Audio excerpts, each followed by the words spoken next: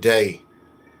We always have a topic: how to get what you want in the Philippines. Of course, this is your live stream. I'm on YouTube today, so excuse me with the horizontal. I'm not in portrait or landscape, rather, today. Shout out to the NTZ crew. I know Jacob Tanje is probably on here. I don't know about Michael Beecher Life. He's been traveling, but there's Jacob Tanje. Thank you, brother. All my old heads, Doubtful Genius, Eric Terry, Robert Dame. I see y'all on here. Mike Dorsonville, thank you. Any new viewers and subscribers joining us for the first time, thank y'all for joining us. And anybody catching us on replay, I see you, Jeffrey Tatter. Thank y'all so much. The peso is 55.39. Still an excellent rate. Anytime it's over 50, I'll say that over and over, but it's true. Angeli City, everybody. We're leaving for Bacolod on Thursday, and then we catch our plane early Friday morning. So we'll arrive in Angeli City early Friday, about 8 a.m., and we'll be there for the weekend. It's Saturday, November 25th at T-Back Sports Bar. Thank you, Sammy Davis, for hooking that up, man. I really appreciate it. So if y'all see us walking around like tourists, because that's all we're going to be doing. What's up, Roger Walker? Good morning, everybody. Michael Alexander. You know, a guy said, are you serious about somebody saying you need a license for that show? Yeah, they said that, but I don't care about that stuff, guys. People just don't have nothing else to do. You know, but worry about that. They can't come up with any content. So anytime I come up with an idea, it's just something fun, another way for me to give back. If you go on my Sunshine Shoulders Facebook page, you'll see the people who are involved in that show. They thank me for letting them be a part of the vlog. I was shocked. But yeah, they appreciate little stuff like that. But I'm not even going to worry about that, guys. You know, people need to get a life. But the first thing I want to talk about, you know, one of the most important things of how to get what you want in the Philippines, really, or anywhere, wherever you are, even in America, is you have to know what you want. And according to Napoleon Hill, 98% of people walking around on this earth right now can't tell you specifically what it is they want out of life or what they're going to do with the rest of their life. They can be general. They'll say something like, I want a lot of money, but they can't be specific. You have to be specific. There's laws in place here, guys, whether you believe it or not. What's up, Retired 2019? Cedric Giles, I see y'all. Hood J said the best food in Angeli City is Pappy's Bar and Grill, real American food and Philippine food. Mike Dorsonville says, while you're over there, you should visit Olongapo and Subic Bay. Yeah, I'm going to try to make a couple of days out of it. We were going to go early, but when we thought about it, says we might as well do it after the meet and greet. I'd like to go to Puerto Galera if I could. But yeah, we got to be specific about what we want. So I'll give you an example. A lot of men who are watching this right now, they'll say, well, when I go to the Philippines, I want an attractive young lady. Well, see, that's just being general. But if you say something like, and try it and see if it doesn't work. I want a 25-year-old woman, attractive, college educated with no children, who speaks good English. Try that and see how much better your results are than just going over there and saying, oh, I want an attractive woman. Or somebody say, Oh, I want to rent a house. Well, why don't you be specific? I want to build a house. I want a 2-bedroom, 2-bath. It has to have the hot water heater. It has to be near the city, a main road. You have to be specific, but you have to know what you want. And many of us, we just get on the plane, we come over here, we start flying by the seat of our pants. It's too far away for that, gentlemen. Roger Walker says, how's Booby and her sister? They're getting a lot better. Booby especially.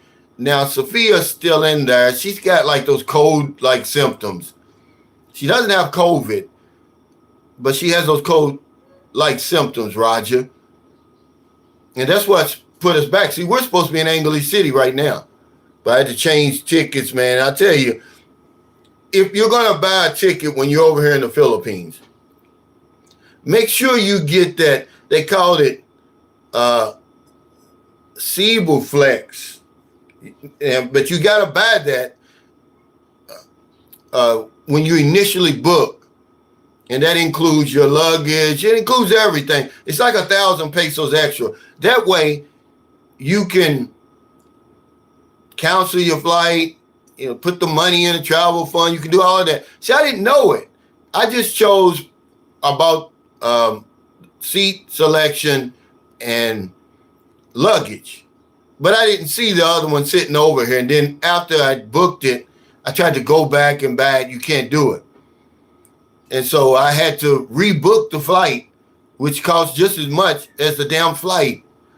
And see, I know better, man. I was rushing though. See, that's double dipping, man. That's how you go broke over here. But yeah, they're doing a lot better. But know what you want, guys, and be specific about it. The second thing I'll put is, don't settle for anything less than what you really want. That will get us in trouble. It gets us in trouble a lot over here. Don't settle for anything less than what you really want. Okay, make sure you're satisfied, no matter what it is, because happiness is the point, right? That's the whole point. And you're not going to be happy unless you actually have what you want, because that's going to get old real quick. I don't care what it is. If you're looking for a motorcycle, get the damn motorcycle you really want. Woman, house, whatever it is, the city you're looking for. But don't settle for anything less. And I'm just going to go through these and then we can come back and talk about them. Hey, Jungle Man Space Cowboy, I hope you're going to be at the meet and greet. But yeah, don't settle for anything less than what you really want. I mean, we settle over here, man. We do. Okay, the third thing is, don't be afraid to ask for what you want. Don't be afraid. What do they say? A closed mouth won't get fed. One of the big reasons why 80% of insurance agents first out of the business in the first year is because they're afraid to ask for the sale. And that's going to be the same thing with you when you get over here. Don't be afraid to ask for what you want. I don't care what it is. Hey, Brian Ward, he said, hey, bro, hi from Saipan. Thanks for keeping it real, passing the good to know information. Hey, thank you. What time is it, Travels? What's up? He said, what's up, Sunshine Shoulders community? Golden Gate said, preach, Cal. It's all about manifestation. It is, though, really. You can do all this before you come over here, man. That's what we're talking about, how to get what you want. But in case you forget, then you can do it when you get here. But I would be doing it now. But don't be afraid to ask for what you want. I mean, at the beginning, especially in relationships. Because a lot of guys say, oh, yeah, okay, I don't have it like you. Yeah, because I set the rules in the beginning. Because they're going to have rules. They're going to have things that they want too. So you make sure that you put it out there. This is what I want. And this is how I want it and everything like that. So don't be afraid of that. Now, number 4 is be willing to pay for what you want. And you can see through this any way you want, but I'm going to give it to you from a different perspective. We're always trying to get something for nothing. I can't remember who it was, but I believe it was Sir Isaac Newton who gave us that law of for every action, there's an equal and opposite reaction. And you're going to get out of something in the direct proportion for what you put into it. But we come over here, we try to get something for nothing. There was a guy in the video that I did about I went broke in the Philippines. I said, hey, you know, believe it or not, guys, you're going to be responsible for the woman that you're dealing with over here. If she gets sick, you got to pay the bill. Oh, I ain't paying it. That'll be the end of it then. And I'm thinking like, well, you're trying to get something for nothing, but you want this woman to bend over backwards for you. But if she gets sick, then you're out of there. I don't think I'd want to deal with you either. But we're trying to get something for nothing. There's nothing wrong with paying for what you want up front, because that's what life requires, that we pay for it in advance and in full. The problem that we have over here, especially as men, Western men, is we overpay. And you don't want to do that. But be willing to pay for what you want over here. And number 5 is have an alternative plan in the event Murphy's Law shows up, because it probably will. It probably will. That first woman that you're dealing with, it's not going to work out. Maybe the apartment that you move in, maybe it has termites or something. Or when you get here, they want that 2 months deposit or 2 months advance rent bullshit that I won't pay. Okay, because you're not going to get that back. I would rather pay the 2 months, advance rent. That way at the end you can, if you don't, you can just move on because it's already paid. But that deposit, man, it's always something with that deposit. But have an alternative plan. If, Murphy's Law shows up. Here's something else I want you to, don't be ashamed of what you want. I mean, most of us, what are we? In our late 40s, 50s, 60s, 70s, some 80s. You can't be ashamed of what you want. You want what you want. If you want a blowjob every morning, just say that's what I want every morning. Don't be ashamed of what you want, or whatever it is. I want a 5-bedroom, 6-bathroom house on the beach. But don't be ashamed of what you want. Hey, Jay Shabazz, he says, I want her to have a life not around me all the time. It's suffocating. Yeah, but see, that's part of what you're going to be responsible for. Because remember, we make them quit their jobs, Jay Shabazz. And that's where the trouble starts. She doesn't know how to manage her time. She's usually at work. So what are you going to do? Hey, W Secrets of Success says house rules are important in every phase of life. Otherwise, your life will be constant drama. Yeah. You have to know what you want. Don't be afraid to ask for what you want up front. Don't be so damn easy. We're too easy. Hey, Brian, he said, Galveston County, Texas, checking in. My great auntie, may she rest in peace, was from Galveston. She was a live-in, she had a little place. She worked for an oil man there for years back in the 70s, 60s and 70s, right? And they gave her a little bitty house on the property. And boy, did they get hurricanes all the time. But they paid her good and she lived good. Hey, Luis Diaz, he said, be true to yourself. Great video. Absolutely. I think we forget that nature's first rule of self-preservation when we come here. We certainly do. We look out for the interests of everybody else but our own. You have to look out for your interest, guys. That's the only way you're going to get what you want. That's the only way you're going to be happy. Learn how to say no and when to say no. You can't say no all the time. Everybody said, oh, learn to say no. These are these tough guys. You can't say no when the electric bill is due and the water bill is due and all of that. But you have to know when to say no, because if you say yes when you really mean no, you're going to be unhappy over here. But don't be ashamed of what you want. I want what I want. If you're not able to provide it, then I'm going to keep on looking until I find somebody that can. Remember, don't settle for anything less than what you really want. Hey, Out of Ordinary says, yeah, their regular thing when they aren't at work is to be on TikTok. I'd rather they work their job and be productive. That's right. So just remember that when you want her to quit her job. Because I did that before. You know, we feel sorry for them because my son's mother was working her fingers to the damn bone. I mean, if you think I'm playing 12 to 14 hours a day, every single day, she couldn't take a day off because she was helping her family in the province, the mountain province. And she was supposed to get off one day every 15 days. But she would work that. So she never got off. And so I felt sorry. Here, I'm going to come in and save her. And boy, was she on me like white on rice.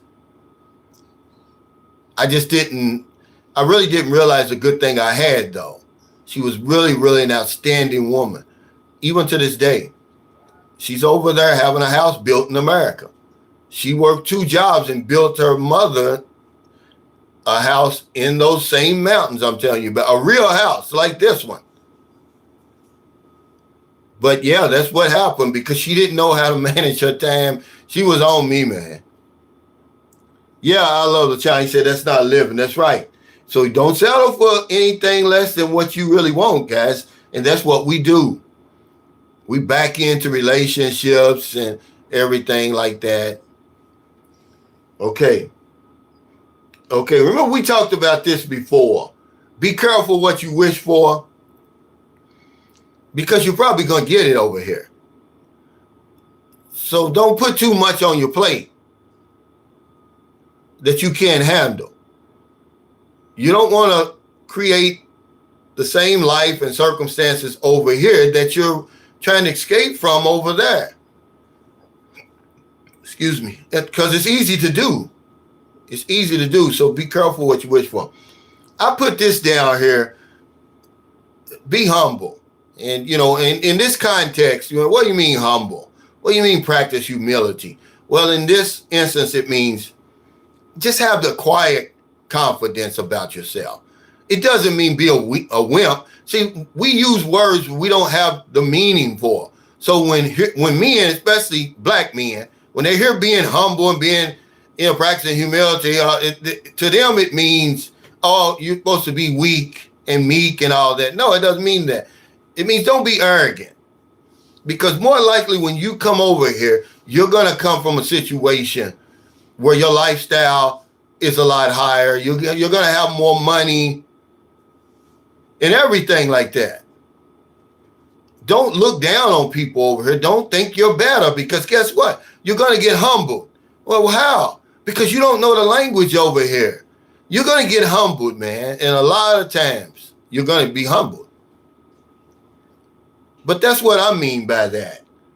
You know, when you hear that word, it doesn't mean, you know, because when Deion Sanders first did that, and I'm going to get on to this, but because he's being humbled now.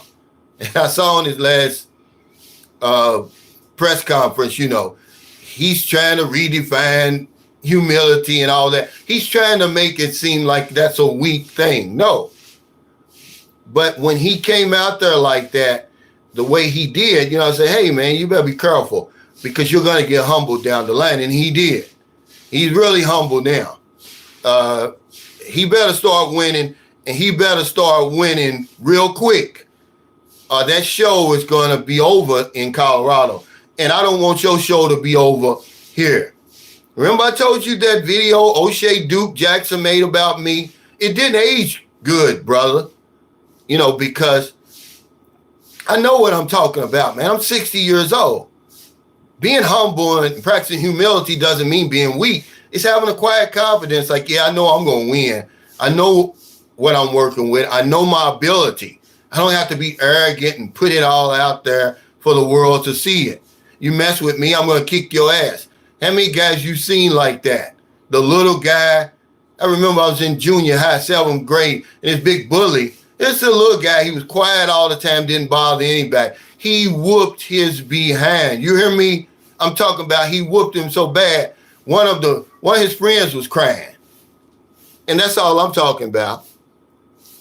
Hey, Angelo, Yusuf Habib. Cisco and I said learn the language. Well, that's a big pill to swallow. I mean, that's easy to say. That's hard to do. It's very difficult. Big Dog says, I miss being lonely and by myself. I'm tired of high maintenance partners. Yeah. Well, they're not high maintenance over here. What's up, Mark Mackey says, I see you, Brother Cal. You're correct. Be careful what you ask for. Just be ready for all of it. We'll be there at the end of December, man. Yeah, I want to see you again, man. You're hilarious, man. You don't even know it. But I tell you, you're passionate, man, about your mission. Hey, W Secrets to Success. Thanks for that super chat. He said Deion isn't humble. He's disappointed. Yeah, but he should be humble, man. He should have known going in there that he wasn't going to take college football by storm. And that's why when you come over here, you don't know the language, you don't know where you're going. You really have no choice but to be humble, really. The circumstances warrant that you be humble. Even when you're winning. And, I feel sorry for him now. But I would have had a lot more sympathy for him had he just, because when you look at it now, look at TCU, the team that he beat. They're nothing. They got a losing record. Nebraska is 5-5 or 5-6. Colorado State, when they started out 3-1, 3-0, they're like 4-7 or something. But the point is, guys, be humble over here because you don't know the language. You don't know where you're going. You don't know anybody. The good guys look like the bad guys. You'll get humbled real quick over here. Yeah, Brian says TCU fired the coach. See, people reject the truth.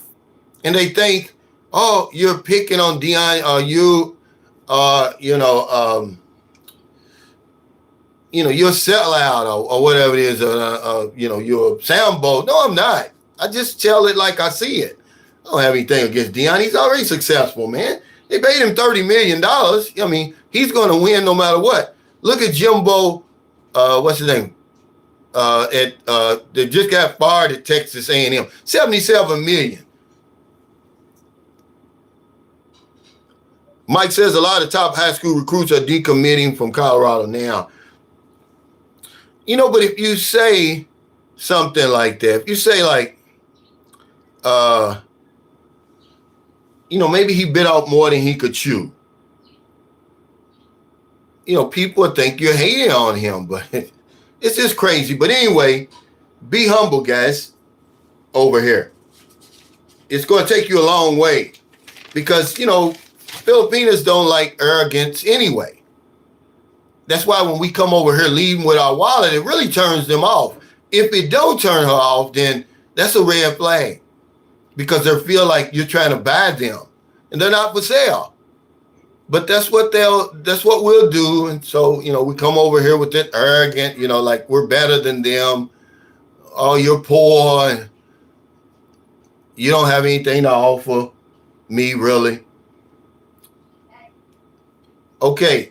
And this last one I put on here because there's more, but this is just what's worked for me. It says, lower your expectations about the Philippines. You're less likely to be disappointed.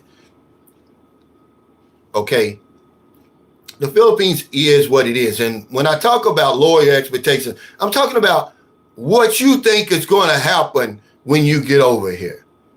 That when you get off the plane, it's going to be a new life. It's going to, just spring up all around you and all of that. You're going to become a new man and you're going to become healthier and happier and all that. See, that can happen. But remember, it goes back to what Sir Isaac Newton said. For every action, there's an equal and opposite reaction. So that's going to be in direct proportion to the work you put in is what you're going to get out. You got to do some work if that ever does happen for you over here. But I think one thing that we do, man, a lot of us do, we're watching these videos. Thank goodness, man, I didn't have these videos around when I came over here. I would have been the same way. We watch these videos and we see these guys and they're, they're preaching their message, whatever it is. And man, our expectations go through the roof. And we get over here and it doesn't happen like they say it's going to happen. It doesn't even resemble what they say is going to happen.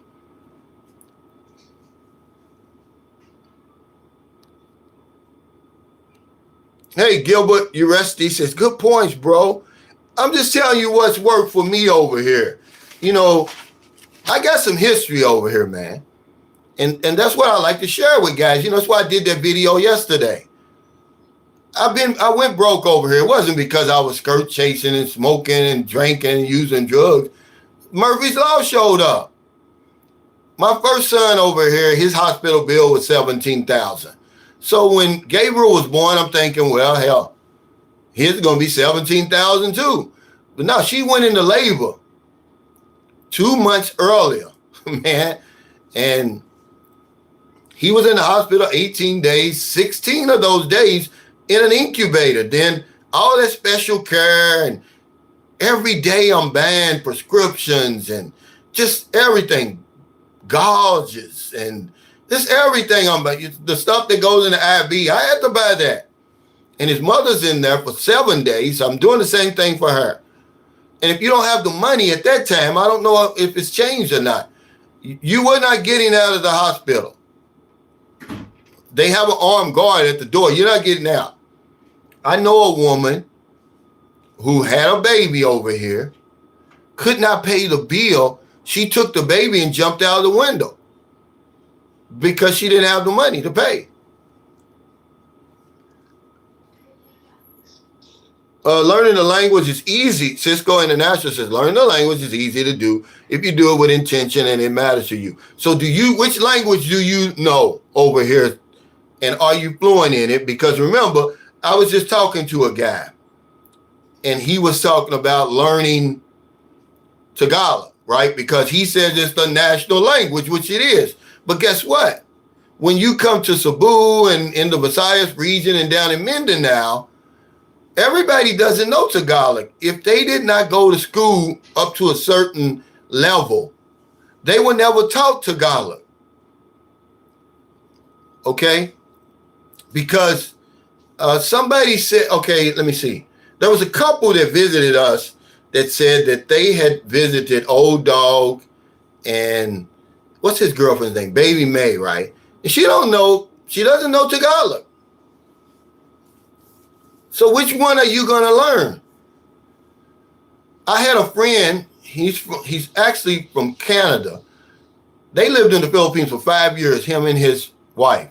He had a Filipino wife, they had children. And I said, why did you never come to Cebu? He said, because we don't know Bisaya. And I was like, wow, I mean, it's that big of a difference. So yeah, I mean, you know, with intention, if it matters to you, yeah, you could do anything with that.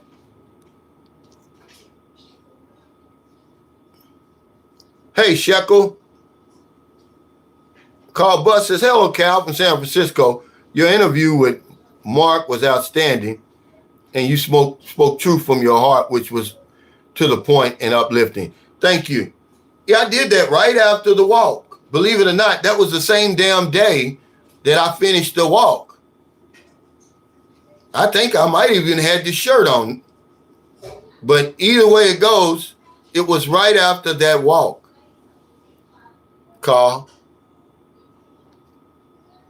What is you dirty puppy says? Okay, it says, out of ordinary, I have a Filipino 19-year-old daughter who would argue that social media pays more than a 9-to-5 job.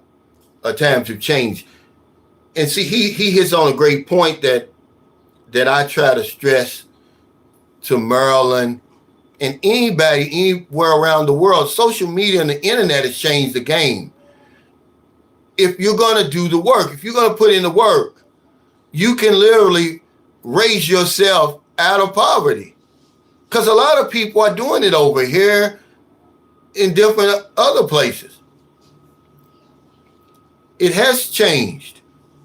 But the difference is it's almost like working on commission. No one wants to take a job working on commission. They don't believe in themselves and they want a guarantee. And that's what the 9 to 5 is going to give you. It gives you that guarantee. You want that certainty, which is what most people in life want. I don't want that. I was so glad. I used to want it. But when I started reading Think and Grow Rich and Success Through a Positive Mental Attitude and What Makes a Great Great and all those other books, I realized uncertainty is good. I really don't want to know when I'm going to die, guys. I don't want to know. I like that part. I know I'm going to die, but I don't want to know the day, the time, and all of that. It's the same with my life. See, when I got up in the morning to go make those sales calls, I didn't know if I was going to make one sale or 10 or 0. But that was the fun part about it. I worked for so many years in those factories. And it got boring to me. That's the reason why I couldn't retire from one of those places. But everybody, yeah, Jimbo Fisher, that's his name. Robert Dame says, know what you want. You want street lights to stay in the city. It's dark in the province early. Then what? Yeah, we have to know what we want. Hey, Joseph Relaford says, how about Lamar Jackson? What about Lamar Jackson? What are you saying? I mean, he's a great guy. I mean, he played at the University of Louisville. I watched him his whole career. And when they said, oh, he can't throw the ball, right.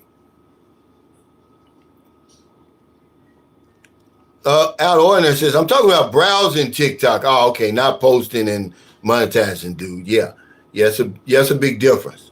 Golden Gate said, Josh McDaniels.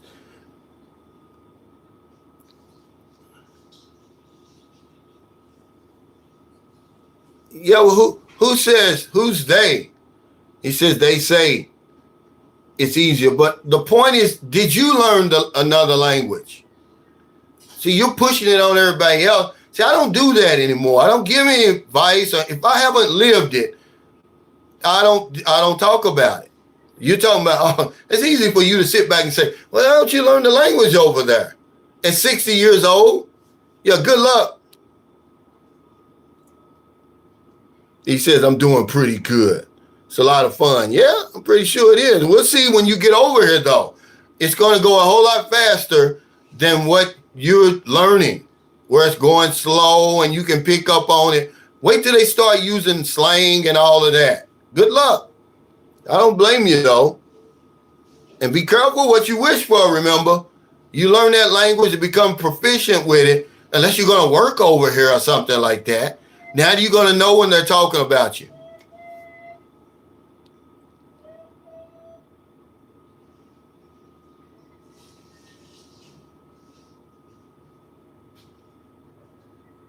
Kenneth Earth says, can you rent a house there with a generator included? I doubt that. If you do, you're going to pay for the generator. You have to understand that depending on where you live, brownouts are not that often because people keep asking me about, hey, Cal, why don't you get solar? It's not worth the expense. We don't have that many brownouts. If we had a brownout once a week or even twice per month, I would look into it, but it's just not the case. We may have a brownout here once every 4, 5, 6 months. So I'm going to spend, what, 10, 15,000 US dollars, which over here is a fortune, on something I'm not even going to use.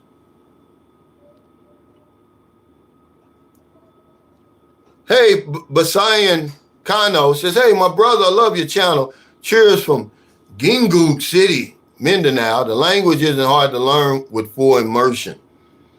Yeah, I know enough to be respectful to at least, say hello to people, goodbye to people, take care.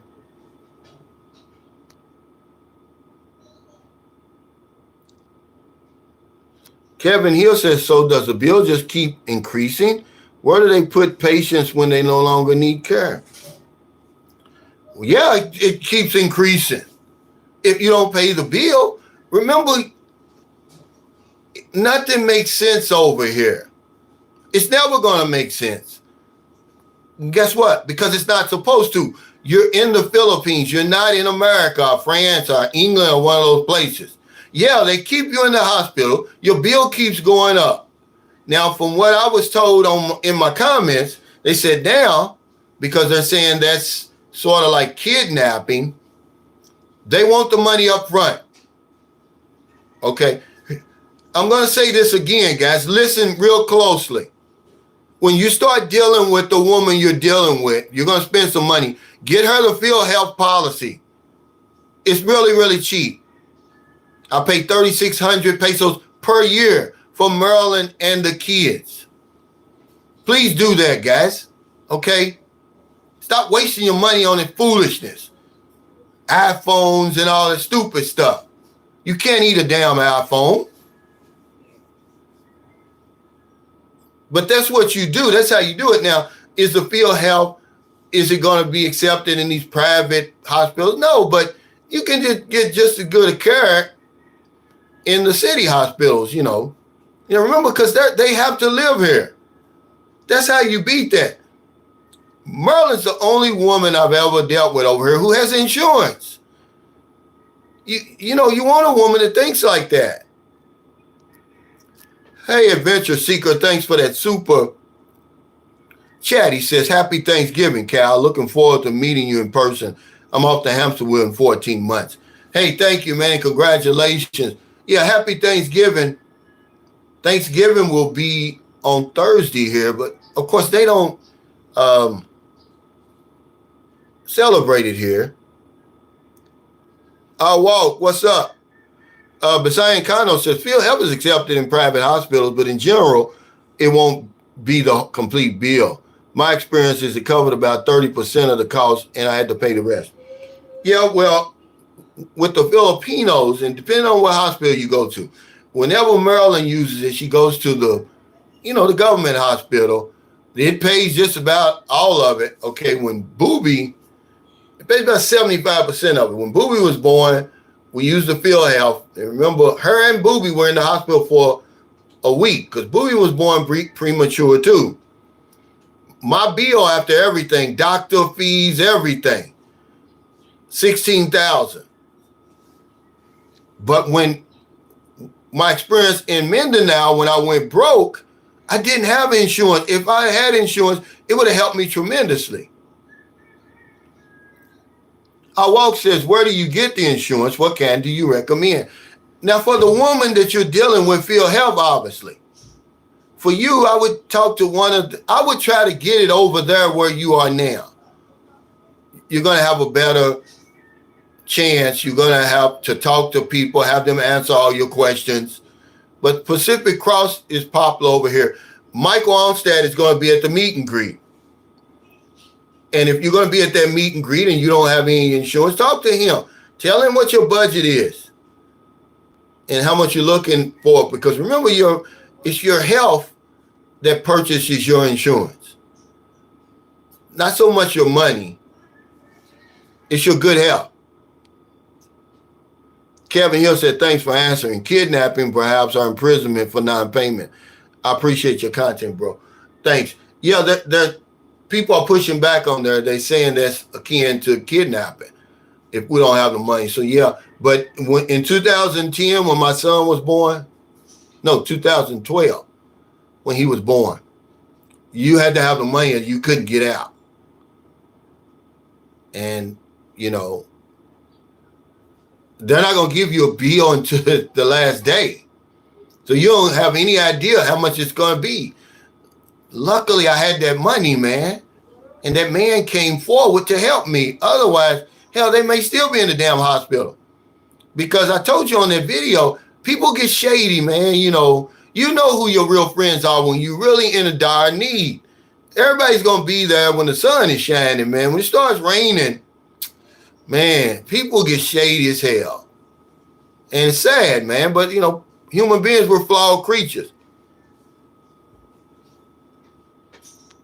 Hey, Dan, Dank Magician God says, oh my God, it's the legend himself. Oh, come on, man. I walk says, I have Kaiser for me. I would like to get it for them. Thanks, Cal. Well, I don't know if it's available over here. And I don't know if Kaiser is going to be accepted here. I know it will be accepted in Guam. Mumble McDowell says, good point. Best way to stay healthy is through your diet. Most people don't understand that. Why would you trust doctors after the scandemic? Larry Glass says, learning a new language is not easy. It's hard work. Absolutely, it's hard work. But remember, be careful what you wish for. You learn that language, you're going to get into a lot more squabbles, a lot more disagreements and stuff over here. Then it's even worse, man.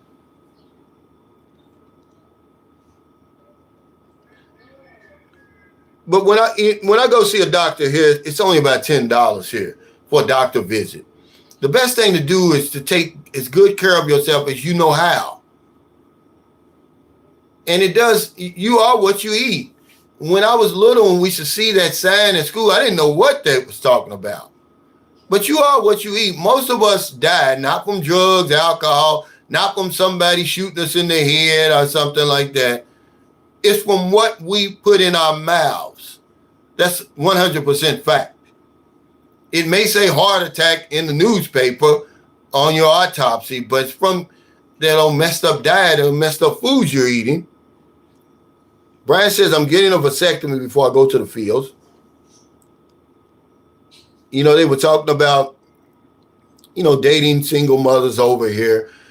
It's expensive, man. It's just, you know, a woman is your greatest expense anyway. And then you add her children onto that, it just gets more expensive. But if you got that kind of money, you know, you always got to, see, we don't even put that into our budget because people are always asking me, how much does it cost? Can I make it on this and that? I don't know. Who you dealing with over here? Y'all so damn secretive. Can't nobody help you. Okay, he said, yes, they have one here in Cebu. Yeah, they have so, y'all so damn secretive. You know, and then as the women get older, and that's one of the things you have to think about when you're dealing with an older woman, she's going to go to the doctor more frequently. Jacob Thompson says, lifestyle, not diet. Yeah, I think that all goes into it. They go hand in hand. You going out there, eating out all the time.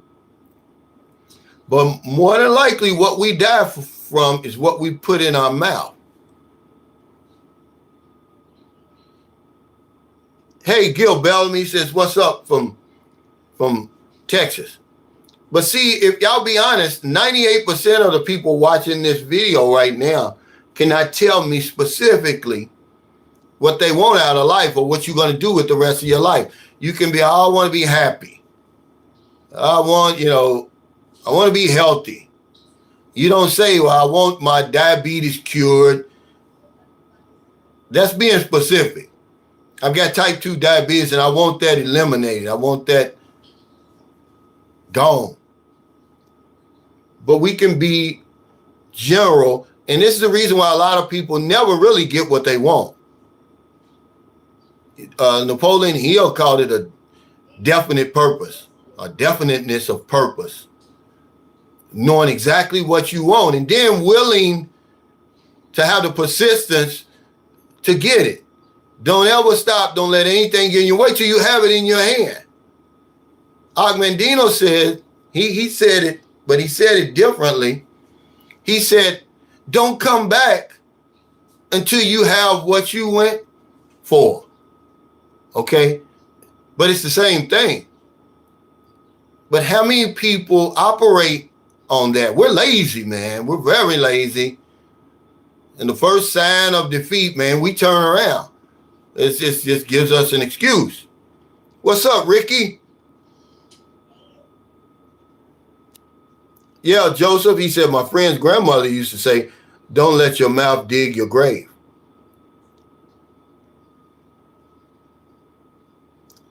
You Dirty Puppy says, I'm changing a family tree forever for the better. Yeah, I mean, it takes more than money, though, to do that. It takes more than money, and I'm not talking to you, but to anybody out there who thinks that all I got to do is just give them the money, because I've seen it so many times. I've seen it in America so many times. The mother and father die, they leave the son the inheritance. He's set for the rest of his life. He squanders it. He has no type of money management skills. He was never taught that. And the older we get, it's just like learning a new language, man. It's difficult. You're set in your ways. You're dealing with a woman in her 40s, late 30s, 40s. Good luck trying to teach her some type of life skills, some type of money management skills.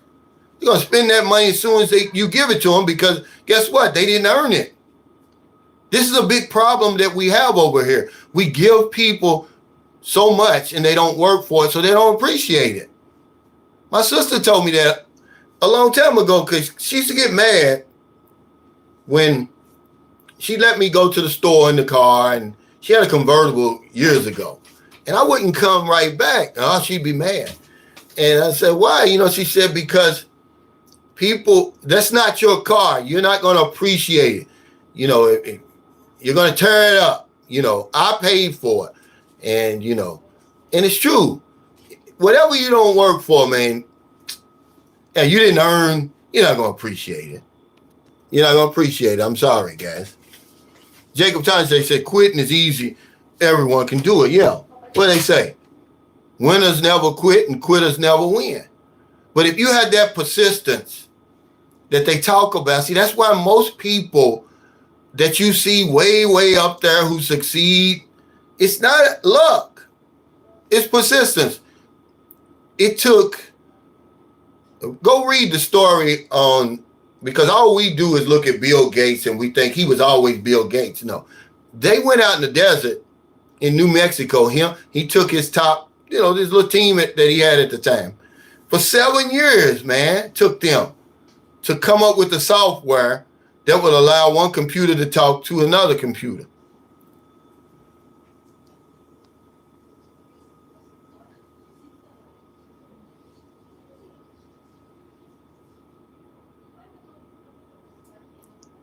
Okay.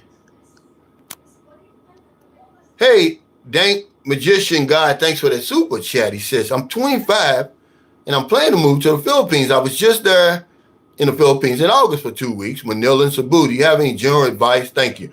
Yeah, if you're going to be young, you got to have a recurring income or be a digital nomad. You have to have some money coming in on a regular basis. That would be number one right there for a young man like you, or anybody really. That's really has to be high up there, unless you've got $1 million. And at 25, I don't even know if you'd barely cross the finish line with that by the time you're 62. Yeah, I would say I'd have some money or some concrete plans on how to earn some money over here, because you need money over here. You need it everywhere. Kenneth Ayers says, will you respond to me? He doesn't understand, Kenneth Ayers, that there's 234 people watching, Mr. Ayers, and these comments just keep on coming. I mean, instead of you saying, will you respond to me, you should have just asked me again.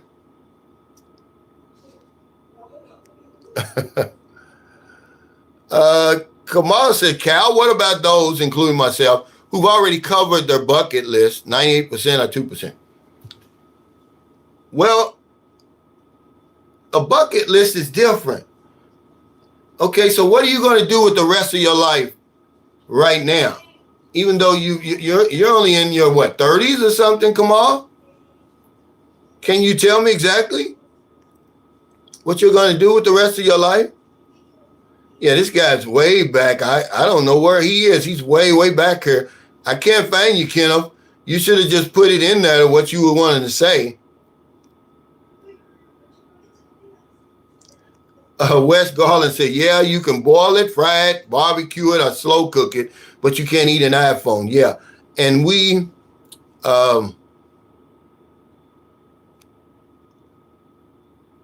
this is what we do when it comes to these women over here. We buy them stupid stuff now. If a woman asks me for an iPhone, it's no every single day. You don't, what do you need an iPhone 15 for? You practically living outside. You don't have a job. What are you going to do with it? They got TikTok on them damn Oppo phones. It's just a status symbol.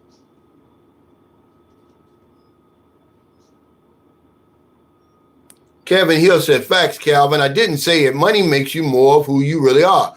Good, bad, or indifferent.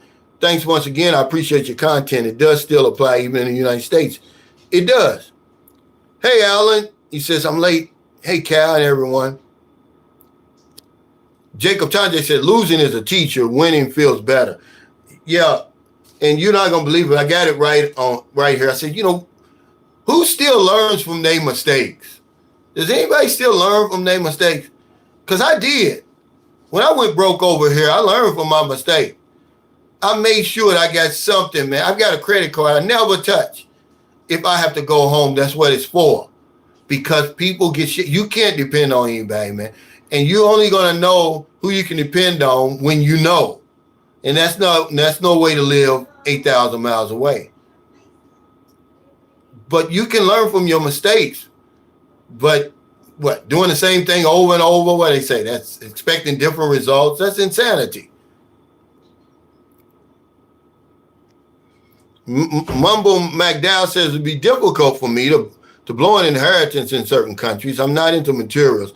Sad part is flat currencies are collapsing. The sheep don't understand this. Yeah, the thing about it is most of us don't understand money. All we know how to do is spend it, really. We don't know the laws surrounding money. We don't understand anything about compound interest. I could be rich right now if I understood compound interest 30 years ago when the company I was working for, the stock split twice. All I had to do was leave it in there, man. But I was drinking and drugging at that time. And just seeing $10,000 did something to me. I'd have kept that in there. I'd be rich already. Link 1111 says, hey, Cal, I have a serious question. Have you seen what are you saying? The treat of the dollar going away? Should this be a serious concern to you or overlook this? This news is out there right now. What are you talking about? I don't understand. Have you seen the treat of the dollar? Do that again. Talk that again. You dirty puppy said, my best investment ever in the Philippines was to buy cows. Cows, goats. Okay, Hal Funk Basis. I'm back in the field in January, Cal. Peace. Dank Magician God says, I work in IT and will get another remote job again for income. Yeah. I will have a homestead here in the U.S. in case things go south. Thanks, Cal. Yeah, I always have some kind of money coming in over here, man, recurring over and over. Or it could be trouble for you over here. Hey, Mitt Ringo, thanks for that super chat. He says, there's a Kaiser Medical Center, Inc. inside SM City Mall in Cebu. I don't know if it's connected with Kaiser at home. The guy I walk says it is. That would be something that, if it truly is, could help a lot of people.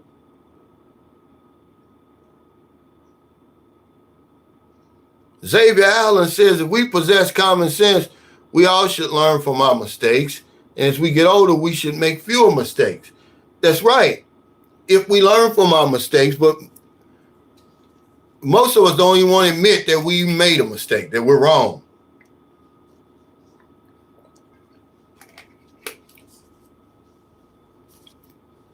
But you're right. You're exactly right. Cedric Giles says, when you say ask for what you want, even if you want a blowjob every morning, do they give cheerfully? Well, you got to, don't be afraid to ask for what you want. How are you going to get it if you don't ask for it? How are you going to get it? I can say that in my situation, yeah, it's always been that way because I give them what they want. Okay, but remember, be careful what you wish for, because I had a woman over here that she loved to give the blowjobs. She'll give me a blowjob, and 10 minutes later, she's coming to give me another one. I'm like, hold on. It's the only time ever in my life that I've ever turned that down. Hey, Kenneth Ayers, thanks for that super sticker. I still don't see. I went all the way back. I couldn't see what you were doing. Alan Fish said the Navy told us about compound interest in A school, and it was a lifesaver. It's a shame I didn't learn it in school. Yeah, you're right. Compound interest is what makes people millionaires. Katie says when you have a young Filipino wife, she may expect you to make the same mistakes over for her learning experience. I say, no can do, baby. Yeah, you got to learn from your mistakes.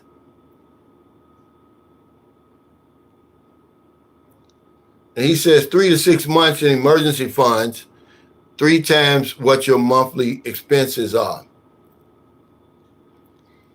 I would say depending on where you are, okay, if my expenses over here are, let's see, let's say $1,000 a month, it wouldn't be hard to save up $3,000 and have 3 months of expenses.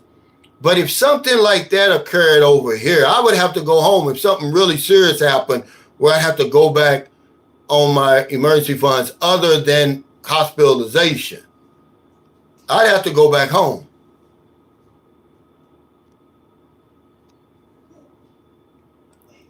Brian says, Calvin, I'm 61, so we're about the same age. I've worked since I was 16. I saved.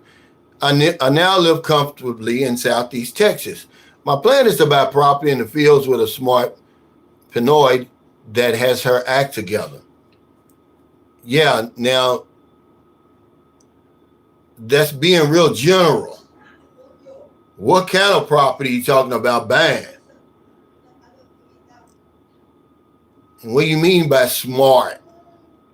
You talking about a businesswoman, somebody who's already doing it? Because it doesn't matter how smart they are. If they haven't done it before, good luck. Hell, Merlin's got a 4-year college degree. I just show her how to connect her PayPal to her GCash. But if you go in her field where she's an expertise, it's a different story. But yeah, you better know what you're doing buying property over here. Hey, Dane, thank you. What's this? OOF says, hope all is well, big dog. Heading there soon. How much is the range for a root canal by chance? I have no idea. Okay, I walk said yes. Yes, it is. I checked before, but it's only for emergencies and urgent care. Okay, yeah. That makes it good. Hey, Basayan Kano said, y'all take it easy. Cheers from the Philippines. Thank you, Cal. You're welcome. Thank you.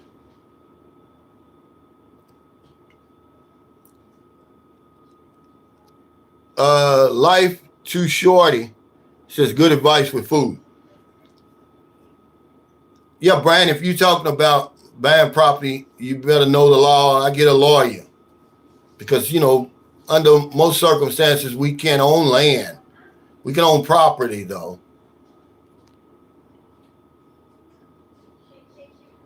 Big Dog says you can't go wrong investing in livestock in a developing country.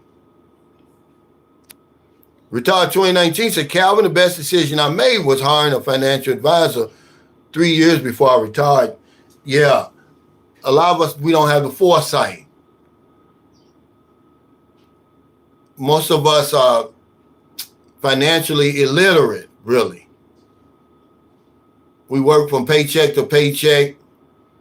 They give us these old funky 401ks that over the lifetime we end up paying more in fees than we have in our damn nest egg. If you don't believe me, they've got a great video on YouTube that talks about that.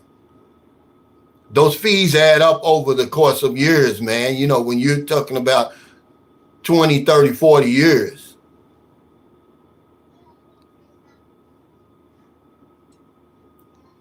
But what is Link 111? What are you talking about the dollar? I don't understand. Because here's my thing on the dollar. And you know, knowing American government the way I do, before the dollar goes down, America will destroy this whole earth. You don't have to worry about the dollar going down, man. It's a new day and time. It's already pumped up already. If it was reality, we're not dealing in reality, everybody. Y'all know that. I'm not speaking to dummies. That dollar, when they took away that gold standard, man, that dollar, man, it's just a game, man. It's an illusion, really. As long as we got that powerful military and all that, it's not going to come down. But if reality set in, it would already be down. I mean, inflation of all. Oh, threat. Okay. No, man, I'm telling you, America's not going to let that happen. W Secrets of Success, thanks for that super chat. He said, simple. If you didn't make the money, you can't manage the money. That's exactly right.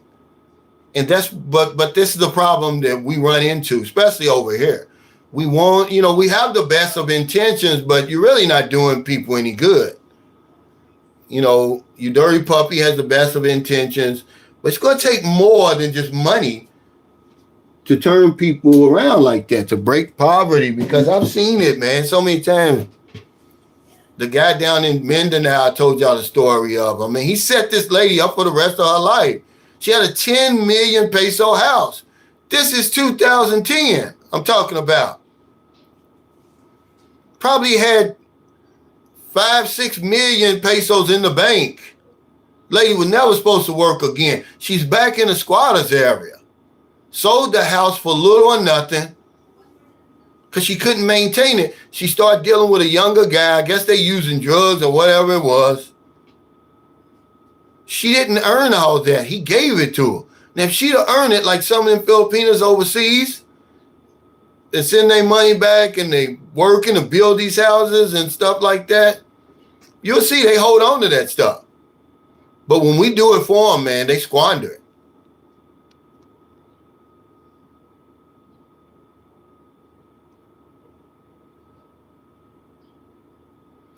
Jay Flo said China's competing force. I wonder if China becomes the number one power, what will happen to the dollar? Yeah. So I don't even think about stuff like that. I cross that bridge when I get to it, because remember, it's going to take them a long time to overstep that U.S. military. I mean, there's only so many damn nuclear weapons that you can have that's going to destroy the earth. But the United States is never going down quietly. I mean, you can talk conspiracy stuff all day long. We'll start another war. We'll destroy everybody to stay on top.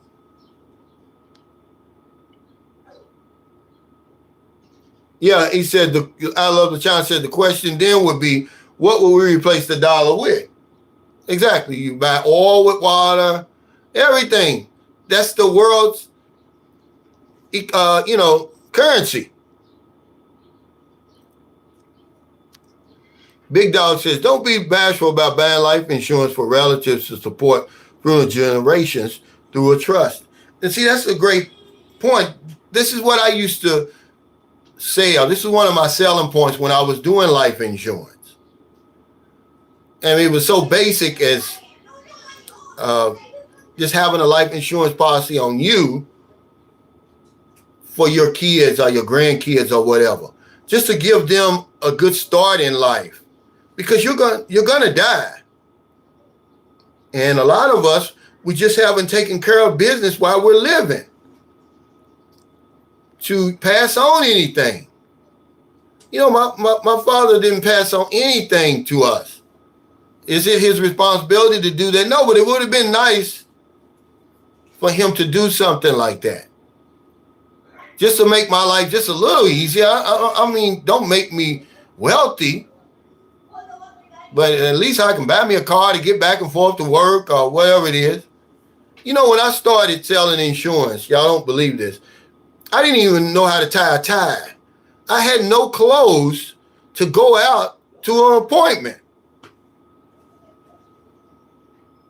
But when you want something bad enough, man, nothing's going to get in your way. Nothing's going to stop you. You're going to find a way.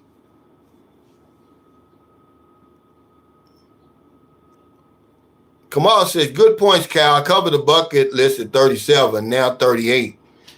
Mapping out part 2 as we speak. Yeah. What kind of bucket list did you have?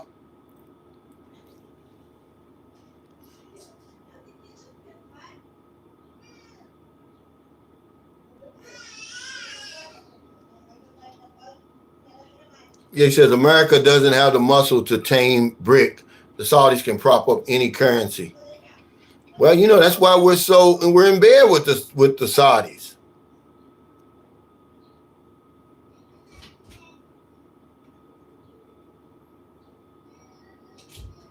Yeah, we're in the bed with the Saudis. You know, we'll overlook all that human rights violations and everything they're doing over there. It's just the world's just so, you know, hypocritical, man. You know, you better just take care of what you can take care of. I don't lose any sleep thinking about that stuff because they're going to do what they're going to do anyway. We keep putting the same people in office, you know, expecting different results. It's not going to happen.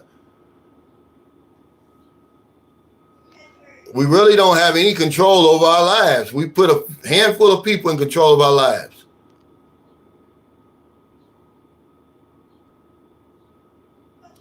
Now, Payday One said Chinese cruise ships are in Subic Bay with Chinese tourists. Yeah, so are American ships. What's the problem?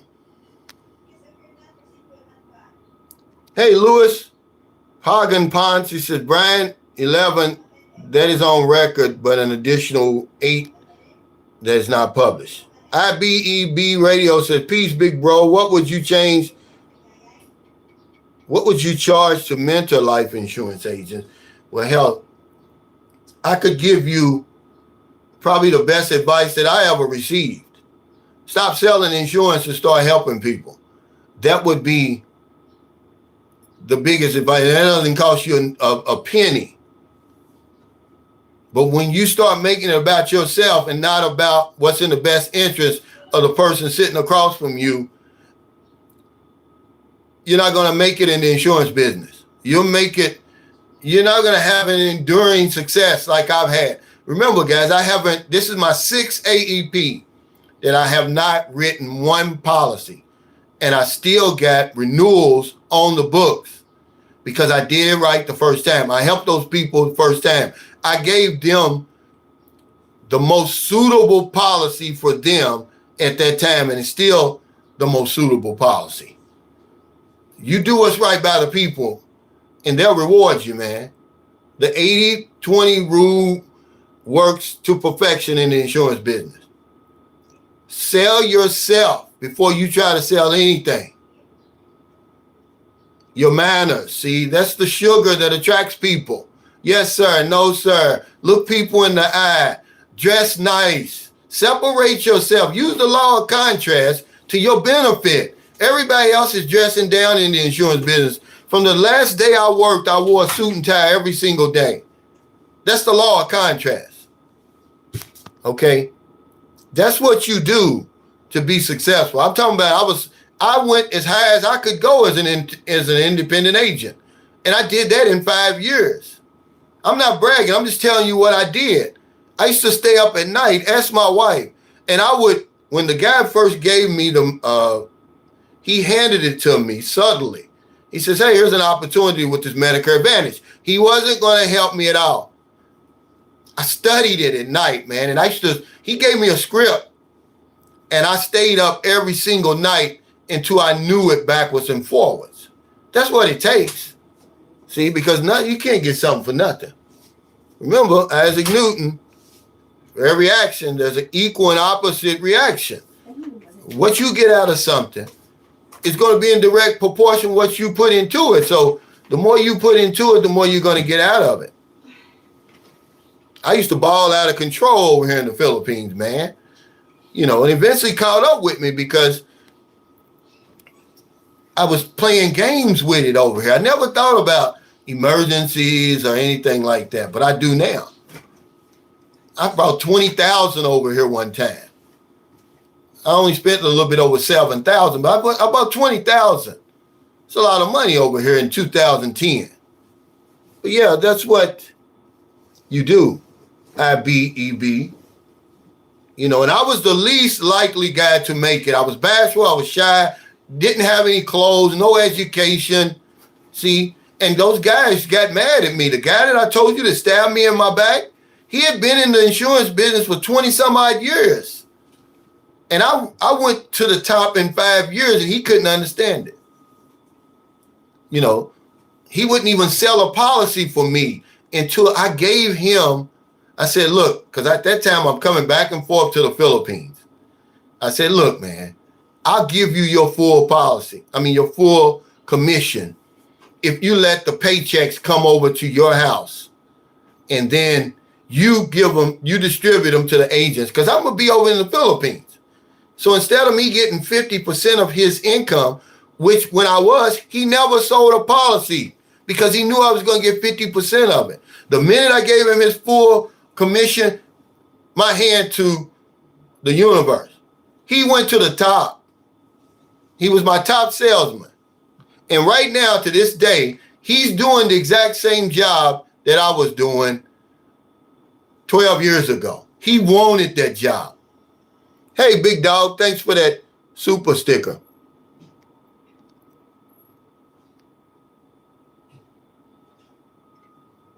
Yeah, but yeah, you're going to get out of it what you put into it.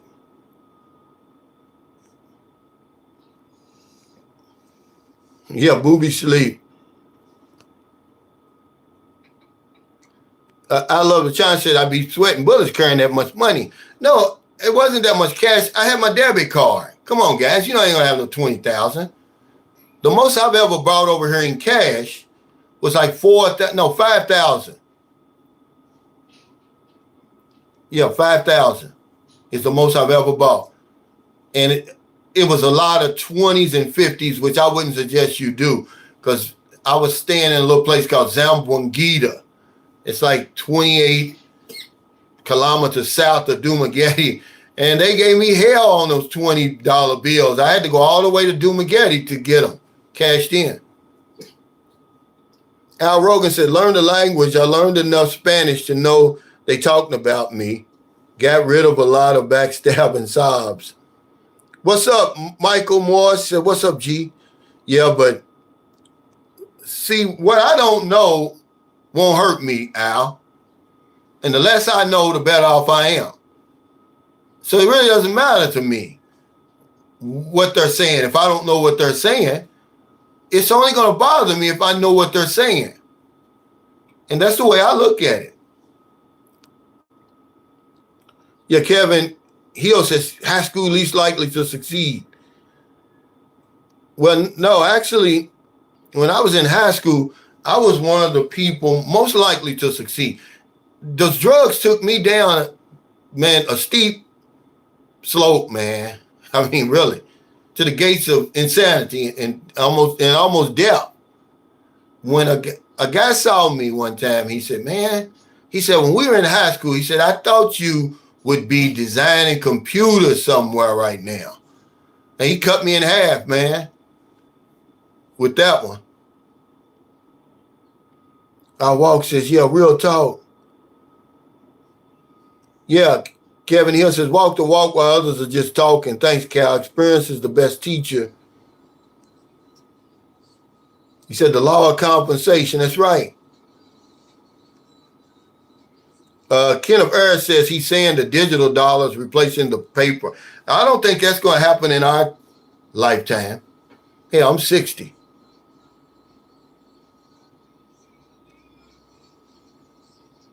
I love the John says, that's right, Cal, you have to make it about them. If you do, I mean, you know, they're going to build a statue in your name, man. It's people, man, that hate the fact that I'm out of the insurance business, some of my clients, because the people are so shady. You know, the insurance business, it's not as bad as what it used to be, but, you know, when you can go into somebody's house nowadays and you don't have to ask for any premium, it's just a lot of unscrupulous people out there, and they're taking advantage of seniors, really. But one of the greatest lessons I learned, I can't remember what book I read it out of, but it's called The Platinum Rule. Everybody knows the Golden Rule, treat others the way you want to be treated. But the Platinum Rule goes a step further. It says treat people the way they want to be treated. Because everybody you come in contact with, 100% of us, we think that we're the most important person in the world. So just treat them like that and see what happens. I took that, man, and I'm telling you, I raised myself from the crack house to the penthouse of living. That's going to be the name of my book. I'm going to write a memoir, man. I raised myself from the crack house to the penthouse of life, man, using that principle right there. It got so good for me that the dope dealers they wanted to be like me. I remember when I was out there struggling and, you know, striving to try to succeed, and I see the dope man, he's got the nice car, girls and everything. I was like, wow, I want to be like him. I surpassed them. They were coming to me for advice. True story, man. But you got to put in the work, man. You know, you got to know a little bit about universal law and principle, and then you got to practice it. This stuff is real, man. I wouldn't be standing here if it wasn't.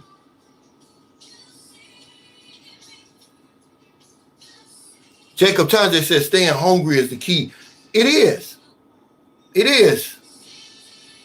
That's one of the key, but being persistent, because the minute, man, that you say that you want something, here come the obstacles, because that's nature's way of sifting out the pretenders. They're like, okay, Sunshine Shoulders, you said you want $1 million.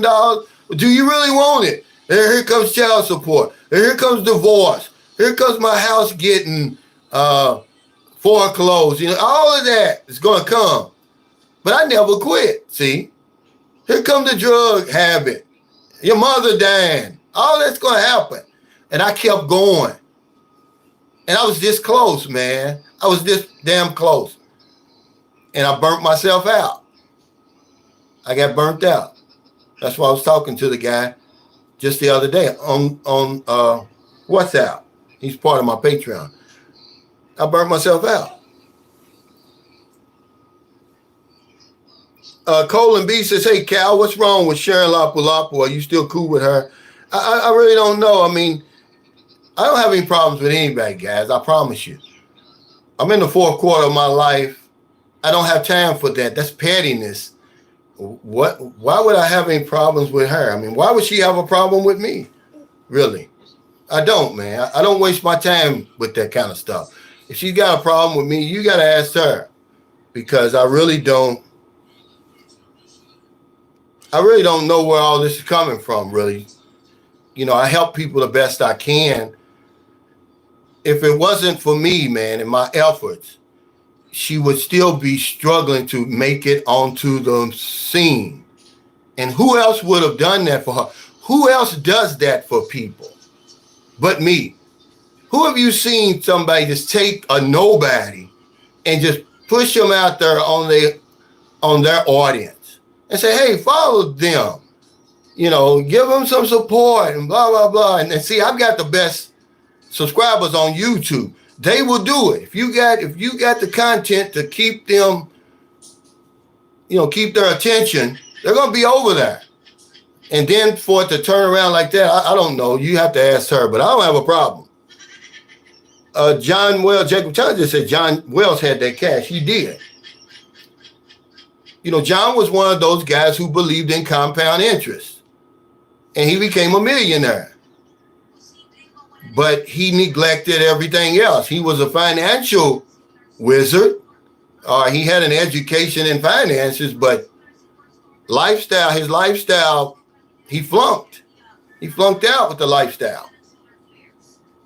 But yeah, John had it. John showed it to me. Brian says, Sunshine shows, how often do you live stream? I'm doing it today, Wednesday, because I thought I was going to be gone Tuesday.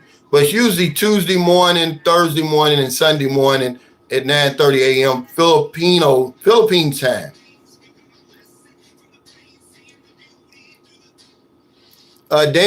Dank Magician Guy says, I went to the cities on my trip to the Philippines last.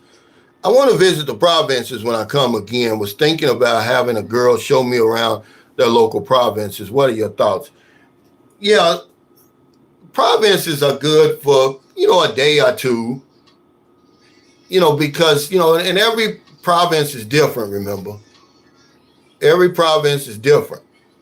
You got mountain provinces. You've got remote provinces. You got provinces that are so burned that you couldn't handle it. You can even handle it for one day. I mean, the most I could do when I was with my son's mother and we go up in those mountains was 3 or 4 hours, man. I mean, it's just too quiet up there. There's just nothing to do. It's hot up there,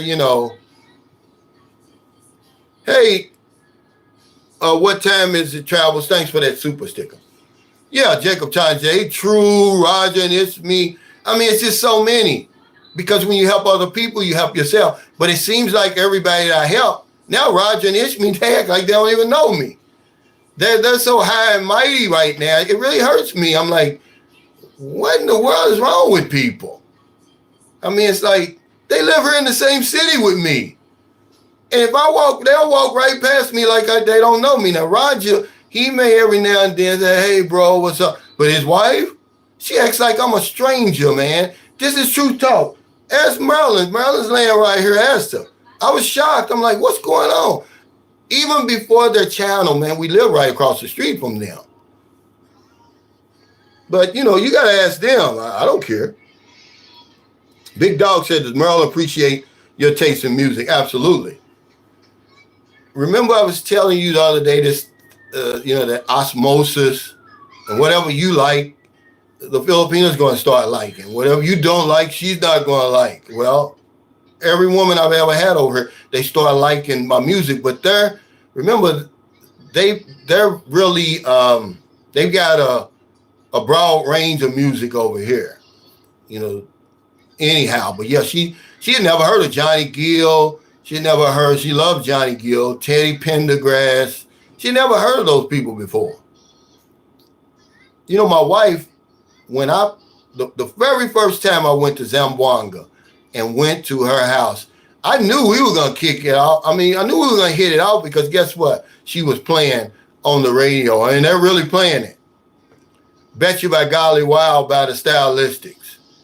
See, they have a broad range of music over here. Al Rogan says, Calvin has no filter. These women are angry. Not really, because they're more powerful than me, Al. I can't get through to people, but they can. They don't have me to be afraid of. They're much more powerful and persuasive than me, Al, I promise you. I'm just telling you what I'm seeing with my own eyes. There's nothing I can do to help us, man, and save us. Because I tell you, whatever I say, I just had a guy stay in my guest house, man, hurt my feelings.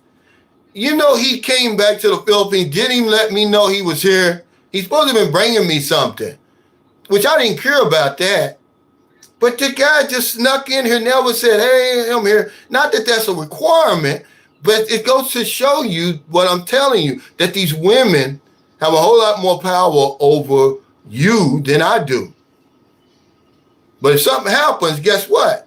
I'm going to be the one helping over here and anybody else. But I'm just saying, the only reason I knew he was here, one of his videos came up on my screen. I was like, wow, I've had him on my panel a few times. I'm like, what's going on with guys over here, man? You know. Hey, Don, he said, what's up, Cal? Great talk. You know they have at least 2 new devices that translate 150 different languages. My phone translates 50. Oh, yeah. Now, that would be as far as I go, Don.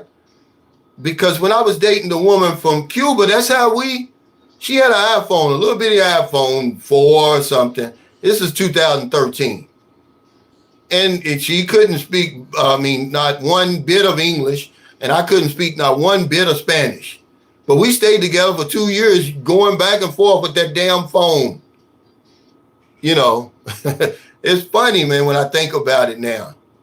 The very first time I met her at the mall, we're sitting at the table drinking coffee. She'll say something in that damn thing. I'll read it. Then I'll say something. It was funny, man. Mike Dawsonville says they were celebrating 40,000 subscribers all because of you. Sad, brother. Yeah, when I met them, they had like 11,000 or something. But the only thing that I don't want a pat on my back, but don't act like you don't know me now. You know, I mean, really. I literally, Roger and Ismi, I literally sat Roger down and told him what to do step by step. And to his credit, he did it. And they were successful. But now all of a sudden it's like, they don't know me. Laura says, this is a great question, Laura. She says, so do the women isolate the men from each other? Absolutely. Unless it's a meet and greet. Did y'all see the meet and greet in Dumageddon? And remember, everybody says, oh, they don't get along in Dumageddon. Man, that meet and greet was packed. It always is. It's some great guys there. That this is the only time you really going to see them. You take away the meet and greets, man, you're not going to see them. The woman, you know, she's going to occupy majority of your time. That's right. Yeah, Jacob Times did great soul music. Yeah, and they like it too. Yes, that peculiar mental twist, that's what we called it. Where, you know, you forget the suffering and misery of a week ago. You can't remember. You know, when you were literally starving, okay?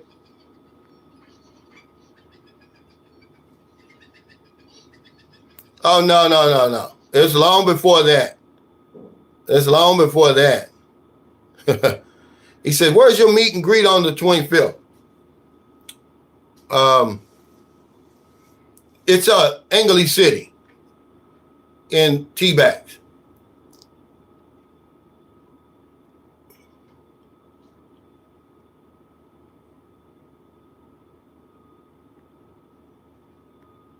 Yeah. Now, it ain't nothing to do nothing with that.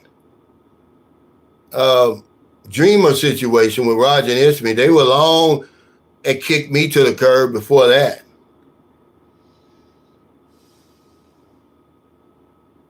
No. He said sometimes when you help others, you don't help yourself. No, that's not true. It may take some time. It's not going to be immediate, Cisco International, but that's a universal law. It's just as rigid as the law of gravity. If you get up on top of my house and jump off, you're going to come down. You're never going to go up. It's the same thing when you help somebody. You're going to get it. It's coming back. The minute you make up your mind, you're going to help them. Before you even do the physical act, you put it out there in the ether, man. I'm telling you what I know for a fact. I'm standing here right now. I gave a guy 2 bags of used clothes one time. 4 years later, his sister was an underwriter on my home loan. Guess what? I didn't know his sister. He saw my sister at church and told his sister, that's Calvin Roach's sister. She said, Calvin Roach, his file's on my desk. She was getting ready to stamp reject and send my file back to the loan originator. They had screwed it all up. But when she found out that I helped her brother in his time of need, he was their big brother. Okay? This lady went the extra mile. corrected every mistake, and boom, we got our house loan, man. Since chills through me. I'm telling you, man, over and over and over. It works, guys. He just asked me a simple request. I saw him at a meeting one time at the homeless shelter. He's like, man, we're about the same size. He said, hey, you got any clothes that you can let me have? Because I don't have anything. And he had nothing. And his father came to my house and I gave him 2 black plastic bags. And the principal, that law, okay, turned those 2 black plastic bags into a beautiful home for my family. So no, 100% of the time. That was 4 years. It took 4 years. But remember, the universe pays interest compounded upon interest. So 4 years later, that damn thing turned into a $129,000 home. I'm telling you what I know for a fact. Yeah, tea bags. Yeah, don't bite the hand that feeds you. Happy Man 6920. But remember, guys, I don't have anything against people. I'm just telling you facts of what happens, over here. And then,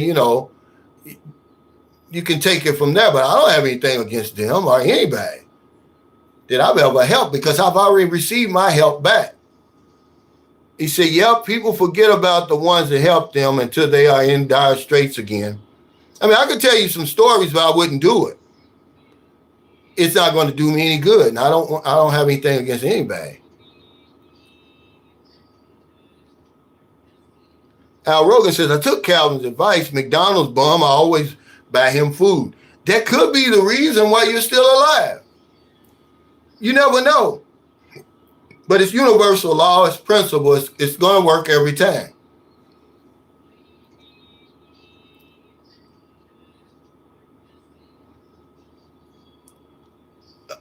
Fred says, I'm 63 from the U.S., then watching the videos from the beginning. Hey, thank you. Laura says, the power of goodness, kindness, generosity creates a love force, the strongest force on earth. It never dies. That's right. We're taught so little in school. Andrew Carnegie or Carnegie, however you want to pronounce it, said if we were taught those laws in school, it would cut our time in school in half. But we're never taught about universal law and principle. We just never taught things about the law of compensation, the law of contrast, the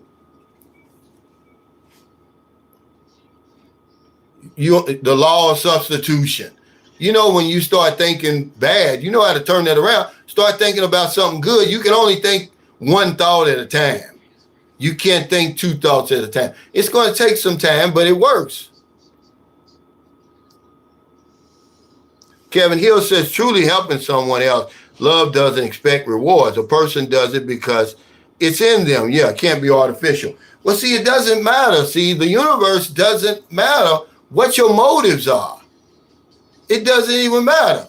Whether you're doing it to try to get in the woman's pants, or you doing it to try to earn some type of favor down the line, it doesn't matter. Just like I said, if you got on top of my house and jumped off, does it matter whether you artificial or real, or does it matter if you atheist or you a staunch believer in Christianity? It doesn't matter if you're white, black, you got a college education, you never went to school at all. If you get on top of that roof and you jump off, the law of gravity, the minute you jump, it's going to take over. And it's the same thing with all the other laws. It doesn't really take an effect. It doesn't matter. See, that's why I stopped believing in this man up there that favors certain people.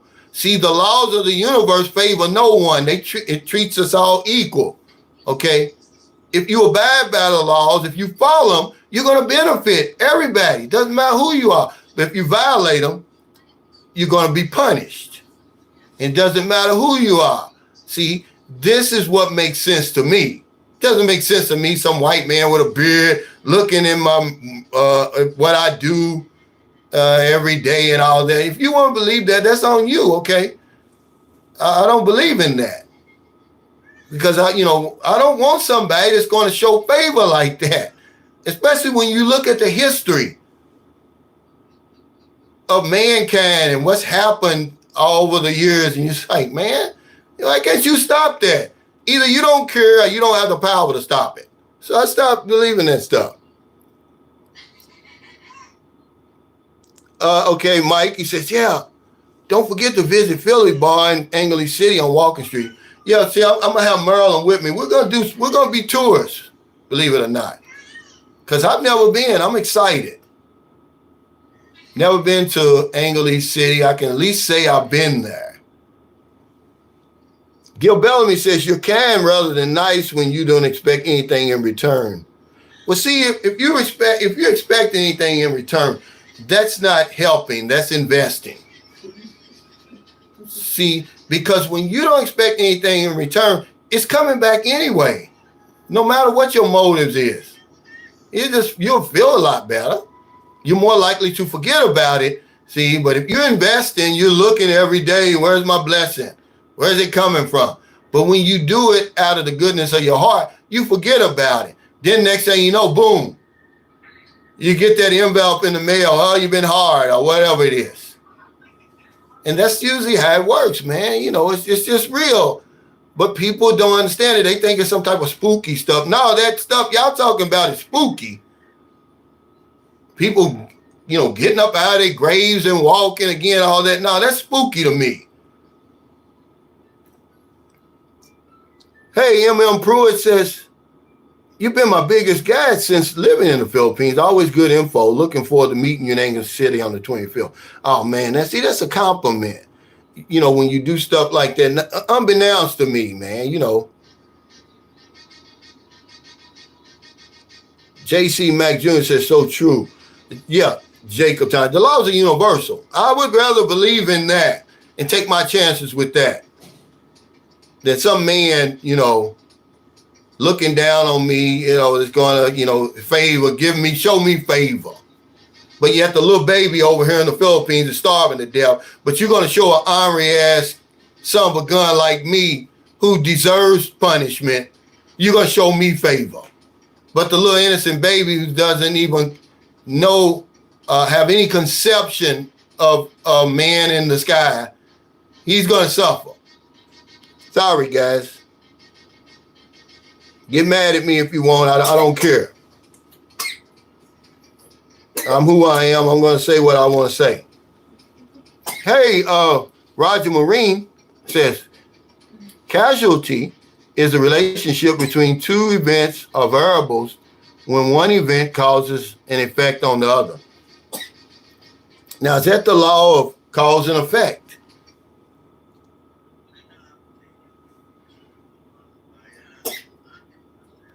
McDuff says, big dog, if you don't like someone, loan them money. You never have to see them again. Yeah, that's true. Samar Abraham says, can my Philippine lady have a quick talk with yours online? But she's putting Booby to sleep. Yeah, that is funny. That's true. Jacob Chan just said, you give, then you'll get. That's the law. It may take 5 years, but it's coming. It's coming. I gave a guy a pair of shoes one time. I gave 3 people a pair of shoes at the same time. They all wore the same size as me. And I forgot all about it because I was just doing for them what somebody had done for me when I showed up at the homeless shelter. 2 years later, I'm at the same homeless shelter listening to this guy's story, and he talks about the shoes I gave him. He said he was getting ready to leave the homeless shelter and go back out there to the bitter ends, what we call it. And he said the sponsor told him, said, hey, get on your knees and just, you know, ask for a sign. Should you stay? Should you go? He says, well, I said, I ain't have nothing to lose. So he says, hey, God help me. He said he got up the next morning. Guy shows up with a pair of shoes.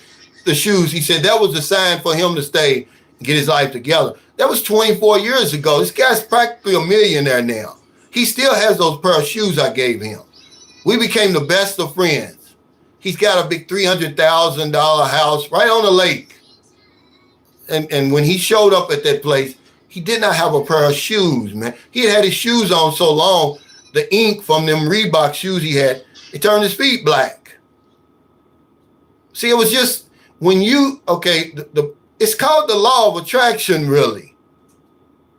Okay, but that's old. It's not something from The Secret. It's been going on, man. This is where Thomas Edison said he got most of his ideas from the ether, guys. It's already out there. But you start looking for it, it's going to come. Hey, Paul Stanley, thanks for that super chat. He said, dumb question. Do you have to get certain shots before going there? I didn't. Now, a lot of people have told me that their doctors suggested that they get the hepatitis B shot, A and B. But it's not required like it is in some countries where you go and you got to have certain. But if you talk to your doctor, he's probably going to tell you or suggest that you get something done. Because that's what John said. But see, I didn't talk to a doctor. I just got on a plane and came over here. I've never been sick. But I would talk to my doctor, a healthcare provider, and just say, hey, what do you think? I'm going to the Philippines. Do you think I should take any shots?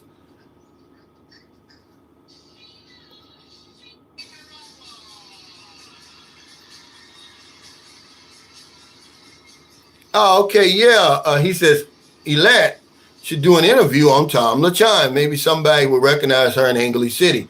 It's going to be better if she just comes over here.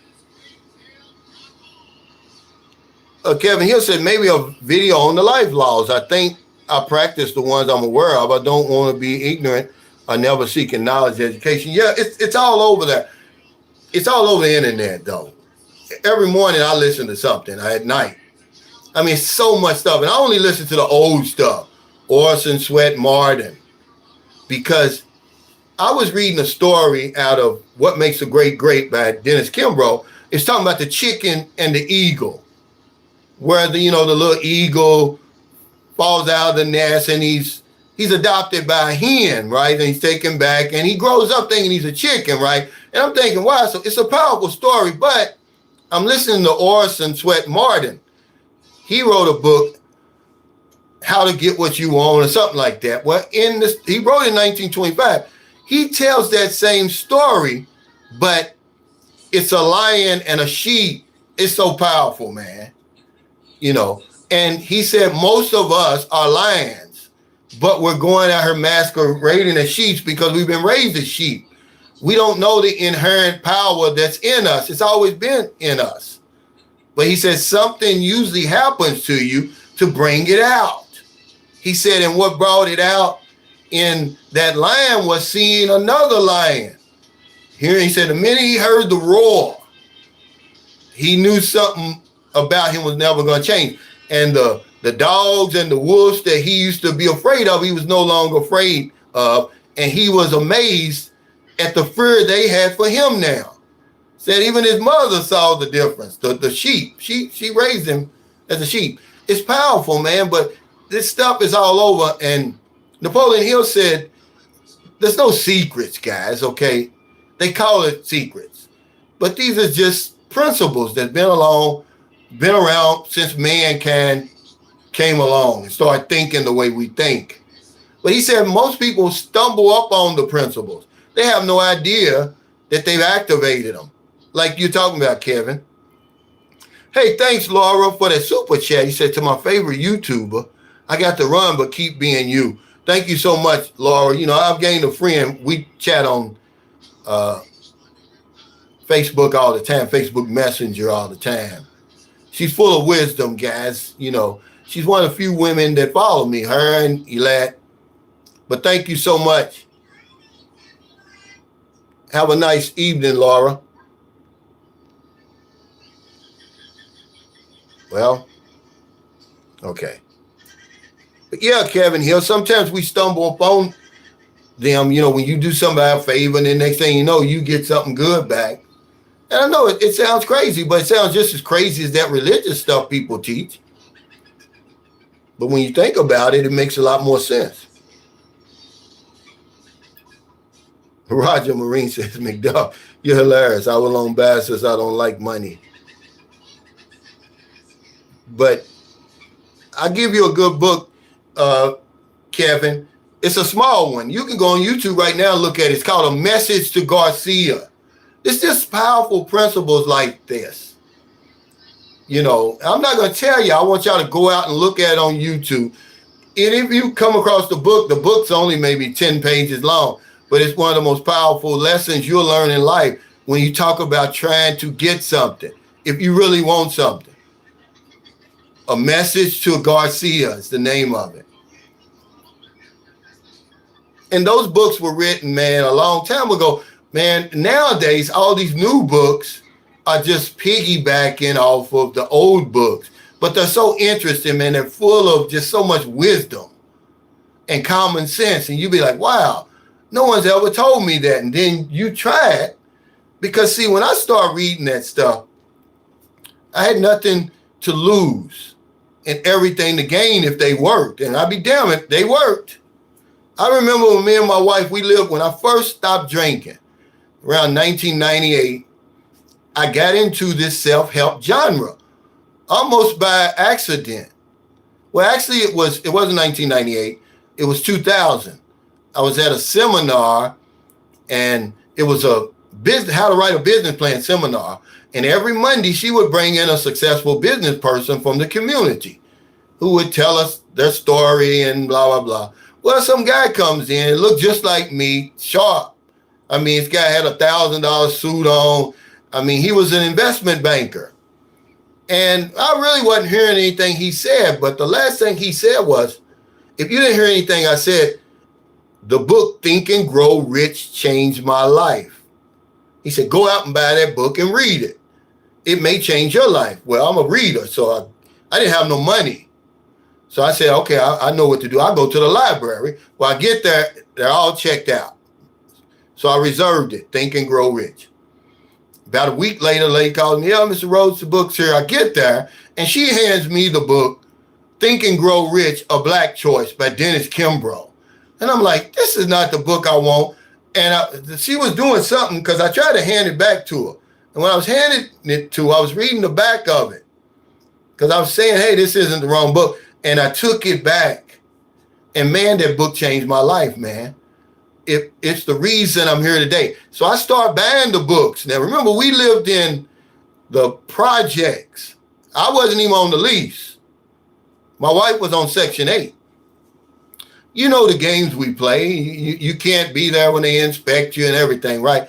So I started buying the books, and my wife would get mad. The UPS truck would pull up.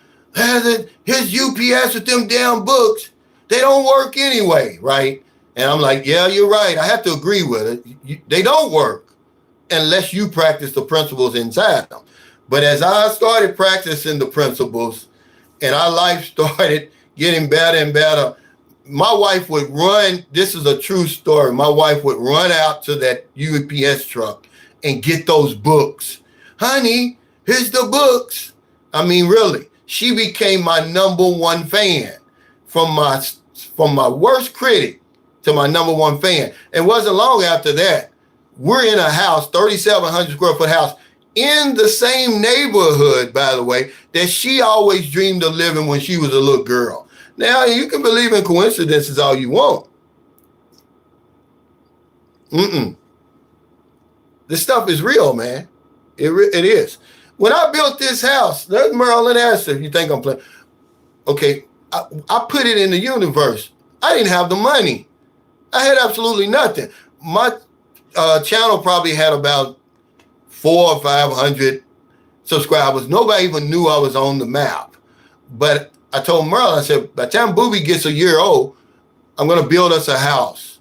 I said, but I need you to go out and get me a hollow block to let the universe know that I'm serious. 14 months later, here this house stands. Okay, I had no idea. Didn't have the money, didn't know how I was going to do it. See, those are cursed hows that Mike Dooley talks about.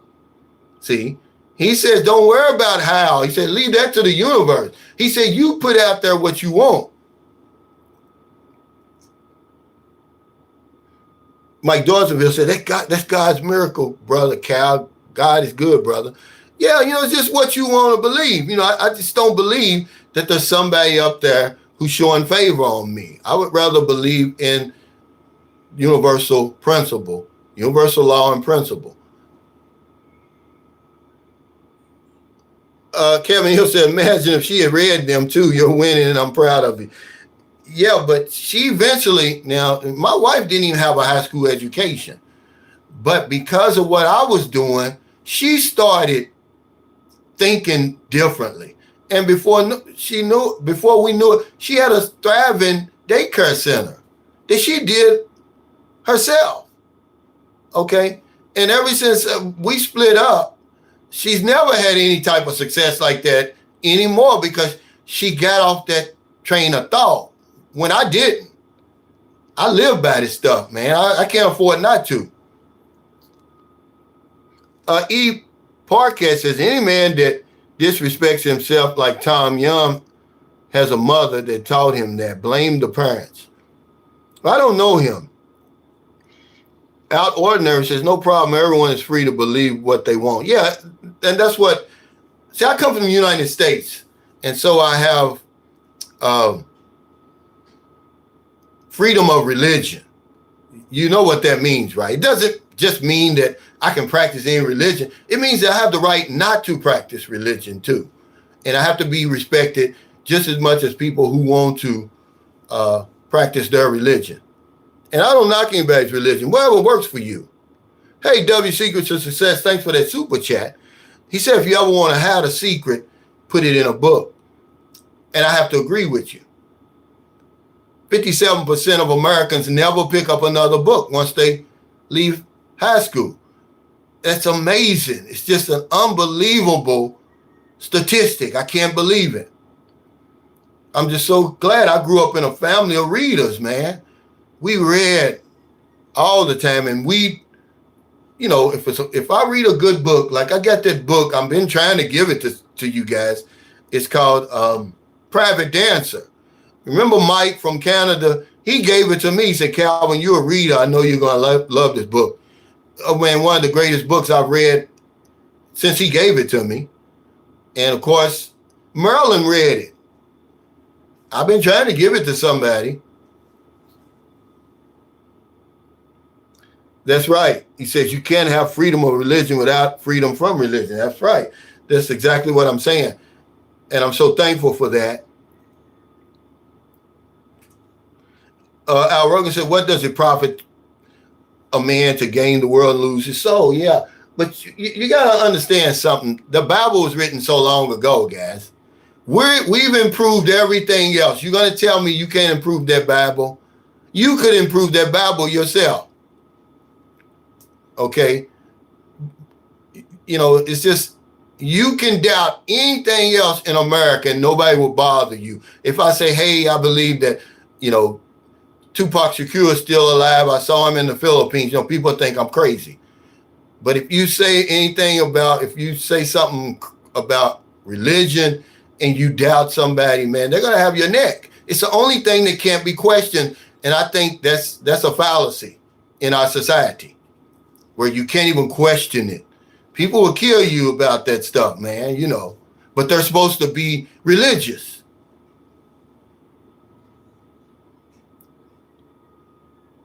And see, you have to understand it. Too, E. Parquet, he said, that's why the Bible is read to you if you don't read it yourself. Nobody ever throws to hide any of that. Yeah, but you don't. Look, I grew up, my father was a preacher. Okay, that Bible is full of contradiction. It's full of just evil that you never talk about. Just like Al Rogan said, and because we're going to get off this, guys, I don't care what you believe, but don't put it on me. He said, what is it for a man to gain the world, lose his soul? Is that the only thing in that Bible? Absolutely not. But we keep saying the same thing over and over. My father could take one sentence out of the Bible and create a whole sermon from it. And most preachers can do that because guess what? They know you're not going to read the Bible. We'd be in the audience, my father, because he used to take me with him everywhere. He'd be invited to go somewhere. And the preacher would be up there and just destroying the story. And my father said, well, don't worry about it because they don't know that he's wrong. They don't know any better because they don't read. They don't know the story. So whatever he says, they're going to believe it.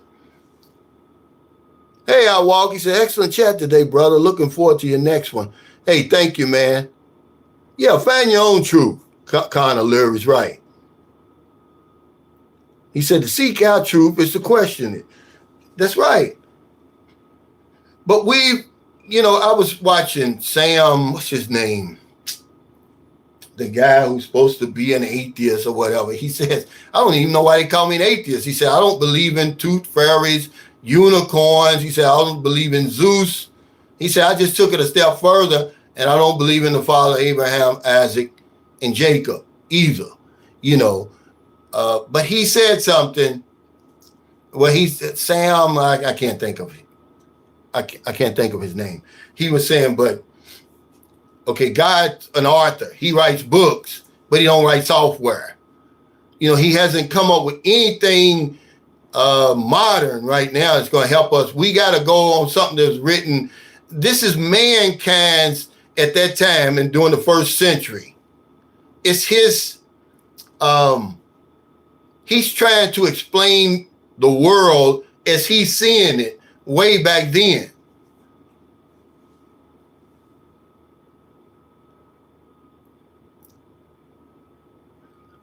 He said, Cal, I'd love to come visit you and speak about these controversial subjects off camera.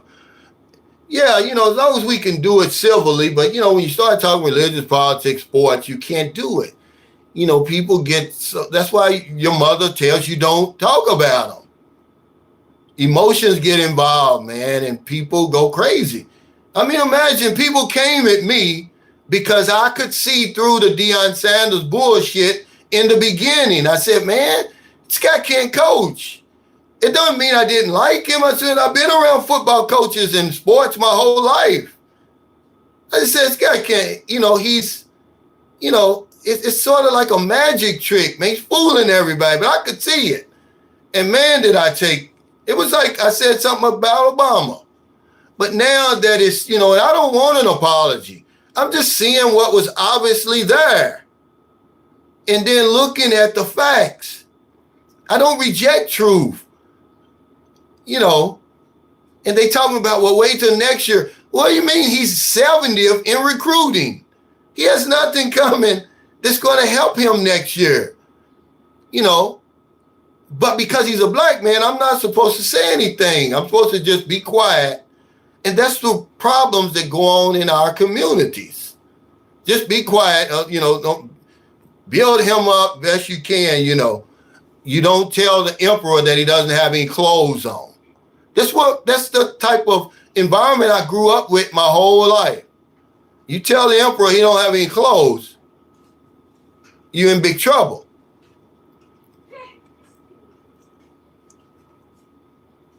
Yeah, Conor Leary says, wait till next year. So that's always a sign of a loser. But he's not a loser. He's a loser as a football coach, as a human being. He transcends sports. They gave him $30 million. You can't, and in America, we judge people by how much money they got. As long as you got money, you can do anything. Okay, you have no wrong. You're a God, you're a demigod, and all of that. You can't do any wrong. As long as you got money, we're going to overlook all your character defects and everything. That's just our society. Now, I'll argue with anybody about that, but it's the truth. It doesn't matter what you do. If you got money, you can do all that stuff. But the minute somebody like me, because I don't have a lot of money, like I don't supposed to have no wisdom. I'm not supposed to have any intelligence because I don't have any money. Well, where's the money? They don't understand that the money usually follows the success. A.C. King said the universe is a big place.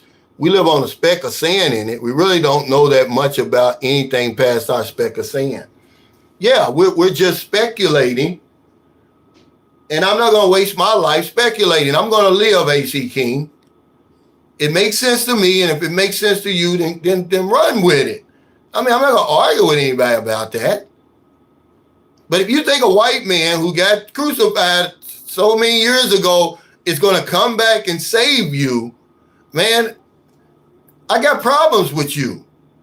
When you can save yourself. I had one of the biggest preachers in the state of Kentucky. He sponsored my walk, by the way, when I walked from Louisville to Lexington. Okay. You know what he told me? He said that we're our own savior. He said when you get on your knees and praying, you're actually praying to yourself. This is what the preacher told me. You know, but I already knew that already. Because if you're sitting around waiting for somebody to do something for you, man, you're going to be waiting a long time. And everything that good happens to you, it's this deity. And anything bad that happens to you, it's this devil. The red man with the pointed ears and the tail under the earth, by the way. But I can feel the sun beating down on me in the Philippines, 93 million miles away. But the earth, the devil is supposed to be hotter than the sun. I can't even feel it. Come on, guys. Yeah, just live your life, guys. You know, that's all I'm saying.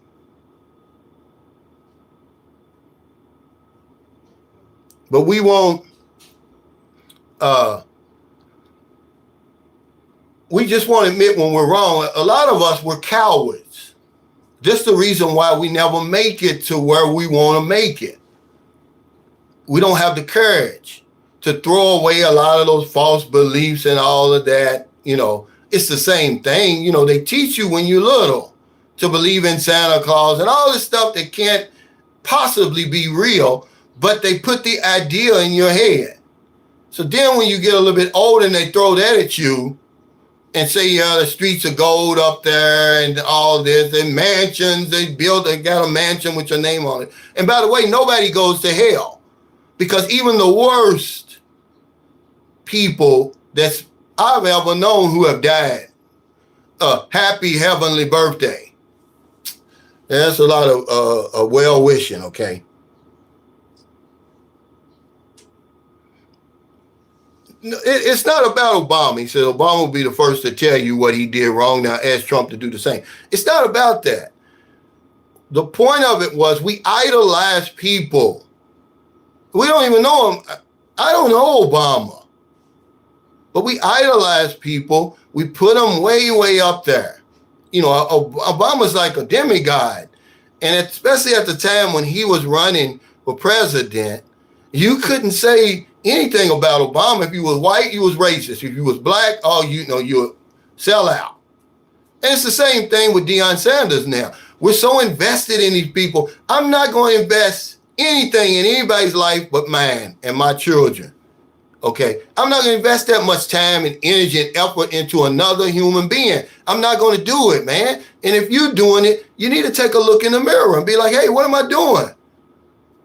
Because he don't give a damn about you. He doesn't even know you exist. Why are we so invested in his success? There's already black coaches out there that are better coaches than him, having much more success at bigger schools. But we fed into that stuff. And the minute you say something like, man, I can see through this. This ain't going anywhere. And then you look at the schedule. He's like, they're not going to win another game. But I never said that. Okay? All I said was, hey, man, you know, Deion Sanders is really going to learn a lesson from this loss. Maybe it'll humble him now. Maybe he'll practice some humility. Oh, and they jumped on me, man. I mean, a guy made a whole video about me doing that. And I wasn't even talking about Deion. I was talking about as expats over here in the Philippines, we need to practice humility and be humble. Just like, you know, we can learn a lot from Deion Sanders. Don't be out there, oh, you believe now, you believe now. Look at how he was talking. And he won one damn game. Now you look back, hindsight's 2020, you look back, the 3 teams they won, the 4 teams they beat have a combined record of 16-24. None of them are going to a bowl. They fired the TCU coach. But if you think for yourself, if you're not one of the sheep, then guess what? People are going to bash you. I'm sorry. He said, courage, you hit the nail on the head. So many would be great. They're afraid to be great. There are a lot of responsibilities with being great. Thanks, brothers, for speaking truth and facts. It is. Remember that I said the other day, the only thing we fear worse than failure is success. What if everything goes right? Can I handle it? We're afraid of that and the responsibility that goes along with that. I'm reading a book now. It's called On Becoming Leaders. I think his name is William Bennis, I think, or whatever it is. He said, everybody's a leader. He said, but when you ask people, do they want to be a leader? They think about managing and giving speeches. He says, you got to lead yourself.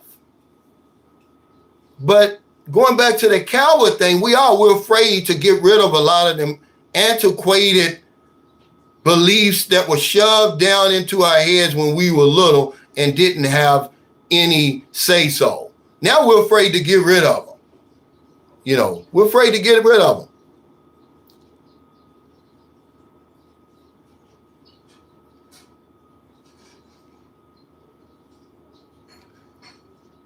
Yeah, and it's funny. He said, Calvin, you're in one of the most religious countries in the world. But see, you have to understand, it's like most people who practice religion, they only practice it when it's convenient for them.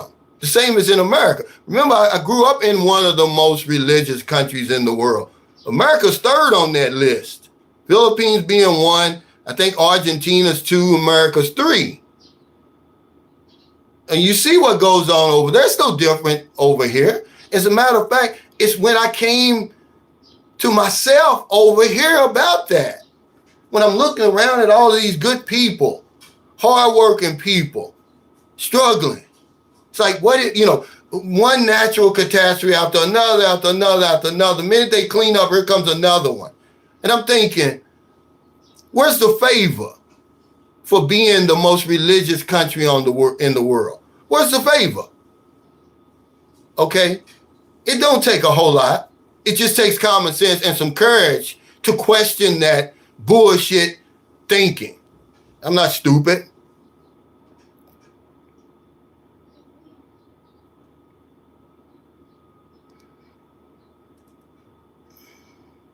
But I'm just saying, he says, what do you think of David Goggins? And, sometimes, he's amazing, really. The ability that he has to push himself beyond the limits. He kind of just shows us what we're capable of if you want to go that far. But, because one of my buddies here, his name is Steve, that went on the walk with me. He really follows David Goggins, but I was told him, I said, but I was just asking him a simple question. I said, I wonder what his relationships are like. They couldn't be good. And it's true. I heard him talking the other day. He's been divorced a couple of times. I just want to be a human being, a decent human being. David Goggins, he's just a physical freak, really. But he's not well-rounded. Because you can't go around screaming and hollering and cursing at everybody. It's not going to work everywhere. What's up, 53 Shades Darker? Hey, Mary Joseph says, where are you in the Philippines? I'm in San Carlos City, Negros Occidental. She says, I'm here in Camarines Sur. Now, where is that? He said, kind of literally said, the mansion's in the sky, brilliant. Yeah, but see, we'll believe that because we're afraid. People tell me, well, I'd rather believe in than it not be true than not believe in it be true. Yeah, because you're a coward. I mean, this magnificent deity that y'all say gave me this brilliant brain, but I'm not supposed to use it. When I was little, I asked my mother, I said, Mama, the slave master and God, they have too much in common. See, because that's not free will. Because if I really practice free will, you're going to throw me to hell. And I'm going to burn forever and ever. So it's not free will. I have to follow you and do everything you tell me to do. That's the only way I'm going to get the reward. So is that morality? Is that being a good human being? The only reason you're doing that, and the only reason you're being nice to me, because you think some man is watching you. And if you don't be nice to me, then you're going to burn in hell. I don't want that kind of people around me. I want people around me that are going to be nice no matter who's watching. See? Hey, what time is it? Travels, thanks for that super chat. He said, buy Booby a lollipop. Hope she's better. Yeah, she's asleep, man, over here now. I'm just not afraid. You know, I just have to deal with the consequences, man. I mean, if he's going to be that damn petty. Okay. But like I said the other day, Ted Bundy supposedly had accepted Jesus Christ as his Lord and Savior on the way to the gas chamber. No, the electric chair, and they saved him, and he was saved and went to heaven. So I can do all this dirt all the way up to the minute I'm going to die, and then just accept Jesus. Come on, man, it's too simple for me. But yet here I am. If I just use the magnificent brain that he's supposed to give me, he's going to punish me for that. Worse than the worst murderer that's ever walked the earth. Okay?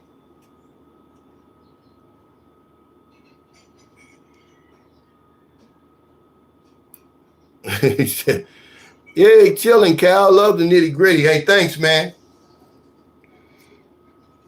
How's that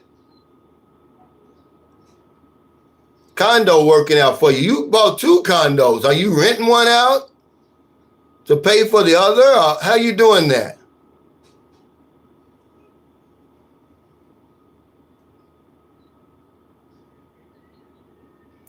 Kenny Jewell says, hey, Calvin, do you recall the barbecue, blackberry, cobbler, and ribs, 18th from Broadway? Absolutely. Louisville, Kentucky. What's the best in all of Kentucky, my opinion? Well, you know, they used to have right there on 15th and Broadway, there was I can't remember the name of that place, but it was just a little bitty shack. And they made the best barbecue. But what happens is the matriarch would die. And then one of the sons or daughters takes it over, and it's never the same. And that's what happens to a lot of restaurants, especially here in the Philippines. The one thing about Malwani that's kept it so consistent, they've had the same cook over there ever since I've been here for almost 5 years. That goes a long way, because you'll go into a place, and I'm not going to name the place, but it's in Dumaguete, and it had some of the best. I always told people, look, if you're going to try Filipino food for the first time, go to that place in Dumaguete. Well, the next time I go in there, it's not as good. It's not bad, but it's not as good. Then the next time I went in there, I swore the place off. And I got to thinking, I wonder why the food is so bad now. Because they got new cooks. A lot of times, you know, the cook may feel like they're underpaid or whatever it is. Maybe they go back to Manila or wherever they come from, and now they got somebody else in there, because they had the best barbacoa I'd ever tasted. Same thing. It's a little restaurant around the corner called MB, and that's what they hang their hat on, is barbacoa. It was some of the best, but guess what? Excuse me, they changed cooks. It's not the same. I haven't eaten over there since. That's where me and Marilyn bonded. We used to go over there all the time for lunch. I mean, the food was delicious, but now they got a new cook. It's not the same anymore. Okay, he says, 53 Shades Darker says, I ran out just one. Looking to buy a piece of land in IT Park area. Need to be close to the condo to get to my renters.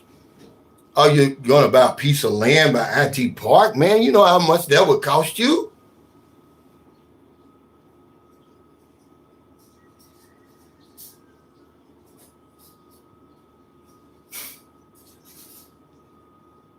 That would be crazy. He said, my first Philippine experience was at Jollibee. I don't think mine was. I think mine was, I want to say, there was a seafood restaurant in Naga City, but I want to say it was Pancit was probably my first, because it was something that I kind of recognized on the menu. What's this? Proyecto Change Incorporated says, when the missionaries came to Africa, they had the Bible and we had the land. They said, let us pray. We closed our eyes. When we opened them, we had the Bible and they had the land. Yeah. And that's usually how it happens. If they can't convert you with the Bible, they cut you in half with that damn sword. You can't tell me that Christopher Columbus and Ferdinand Magellan were Christians, not in the true sense that we know them today. Not all the people they killed, you know.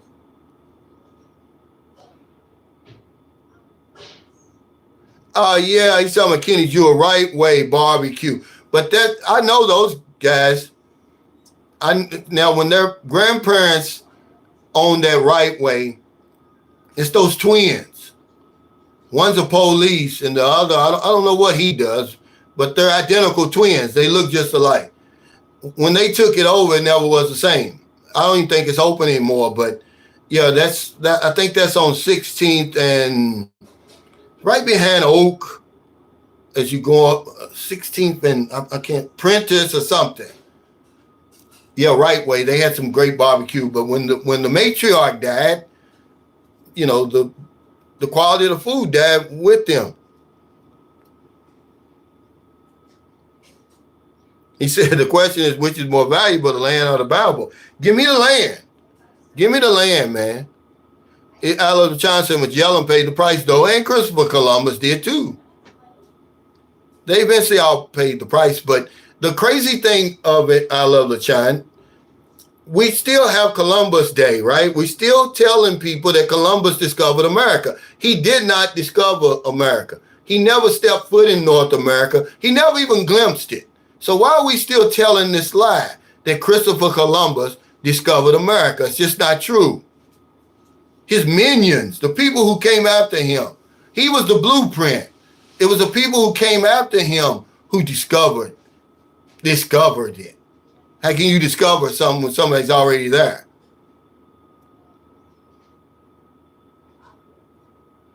Yeah, he said, with all that said, what does the winner owe the loser? Yeah, exactly. Well, you know, I'm going to end it on this. You know, people will push back. Whenever the ancestors of slaves in America talk about reparations, the first thing that people push back is, well, we don't have the money, where we're going to get it, right? But yet they give Israel billions of dollars, Ukraine billions of dollars. They always find money. The Taliban, when they were fighting Russia, billions of dollars. They spent $1 trillion over in Iraq. They always seem to find the money when it comes to war. But when it comes to doing something that's for humanity, all they come up with is excuses. You know, so whatever those politicians talk about, I take with a grain of salt. You have to learn to think for yourself, guys. You can't keep going by what people are telling you. They're only going to tell you what's to their best, what's in their best interest. Okay? That's why you never heard of the Philippine-American War. You never learned about that, but it actually happened. Where America, they call it the Asian Holocaust over here.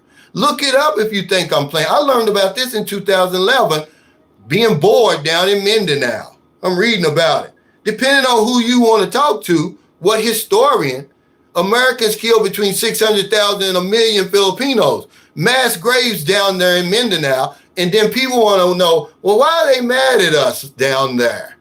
Well, it might have something to do with it, because history matters. But they don't teach you the Philippine-American War in school. They teach you the Spanish-American War. They don't teach you that general gave the order to kill every Filipino 10 and over. Because when they came over here, they thought the Filipinos was just going to lay down, right? But when the Filipinos found out that, hey, America didn't come to liberate us, They come to colonize us. They start fighting back, and they had some victories. They were killing our soldiers. And the general said, okay, we're just going to kill them all. You know. So, yeah, this is all I'm saying. History matters. But if you don't read, if you're not interested in kind of stuff, then history don't matter. People are going to be able to tell you whatever it is they want to tell you. And guess what? You're going to believe it. That's the worst part. Start to learn to think for yourself. And then, hey, your life's going to be a whole lot better, guys. But anyway, he said, what does the winner owe the loser? The so-called winner owes no pushback the day of retribution. But anyway, let's go over this real quick, guys. If you want to know how to get what you want in the Philippines before I get off here, you got to know what you want first. Be specific about it. 98% of human beings cannot tell you specifically what they're going to do with the rest of their life or what they want with their life. 98%. That's why you see the 2% at the top. 98% of us, we back into our jobs because they're hard. Your brother said they hard at the factory. That's how you got on. Or your brother said, hey, man, come on in the Navy. It's fun in here. They travel. It's not that hard. Okay, the second thing is don't settle for anything less than what you really want. Make sure you're satisfied. Happiness is the point, right? We settle a lot over here. Don't settle. Okay, the third thing is don't be afraid to ask what you want for what you want. Remember, a closed mouth won't get fed. Most insurance agents never make it out the first year because they're afraid to ask for the sale. Don't be afraid to ask for the sale, guys, over here, because they want certain things over here, but it has nothing to do with, it's more than just relationships, okay? Be willing to pay for what you want, okay?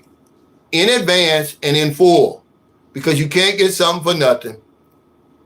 You're going to get back in direct proportion what you put in. Sir Isaac Newton said, for every action, there's an equal and opposite reaction. You can't get something for nothing, guys, but that's what we're trying to do over here. You're responsible to a certain extent for that woman's hospital bills. Some guy said, oh, I'm not going to do it, but you want her to do everything. Okay. Have an alternative plan. In the event Murphy's Law shows up, which one likely is going to show up. Okay. This is the only time I would ever tell you to have a plan B when you're in the Philippines. Okay. 8,000 miles from home.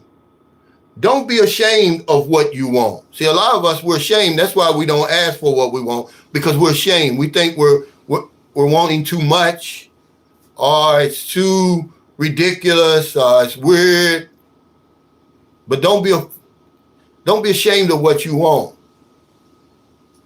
Number 7 is be careful what you wish for. We talked about this a lot of times, because you're going to get it over here, and then we'll end up with a big plate and we can't handle it. We can't eat it all.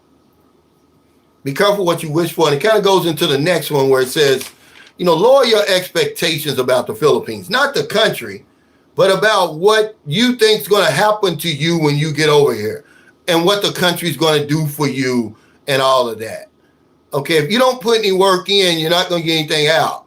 If you want to become this new man, this new creature that you're wanting to be, then you got to put in some work. You can't just step off the plane and then all of a sudden, boom, here, it's going to happen, okay? But if you lower your expectations, you're going to be less likely to be disappointed. And I always end it with, be humble, man. Practice some humility. Listen, guys, all you tough guys out there, being humble and practicing humility doesn't make you weak. It doesn't make you meek. It's okay to practice quiet confidence. Why you want to put out there that you know karate anyway? Then the bad guy comes along, he's going to avoid you. But if the bully comes along, he don't know that you know karate, you're going to kick his ass. But more than likely, when we come over here, we have more money. We come from a higher standard of living, but it doesn't make us better than them. You're either going to be humble or you're going to be humble because you don't know the language. So always be humble, guys. But thank y'all so much for your super chats. your super stickers, all your thumbs up, all your support of Sunshine Shoulders. I'm not going to have the, no, I'm going to have my next live stream Friday, live from Angeli City. Okay, if you're in around Angeli City, November 25th, sorry, Saturday, 12 noon, tea bags, come on out, man, you know, have some good food, good conversation, meet some good people. Take care, everybody. Stay safe. Stay out of trouble. I'll see y'all next time.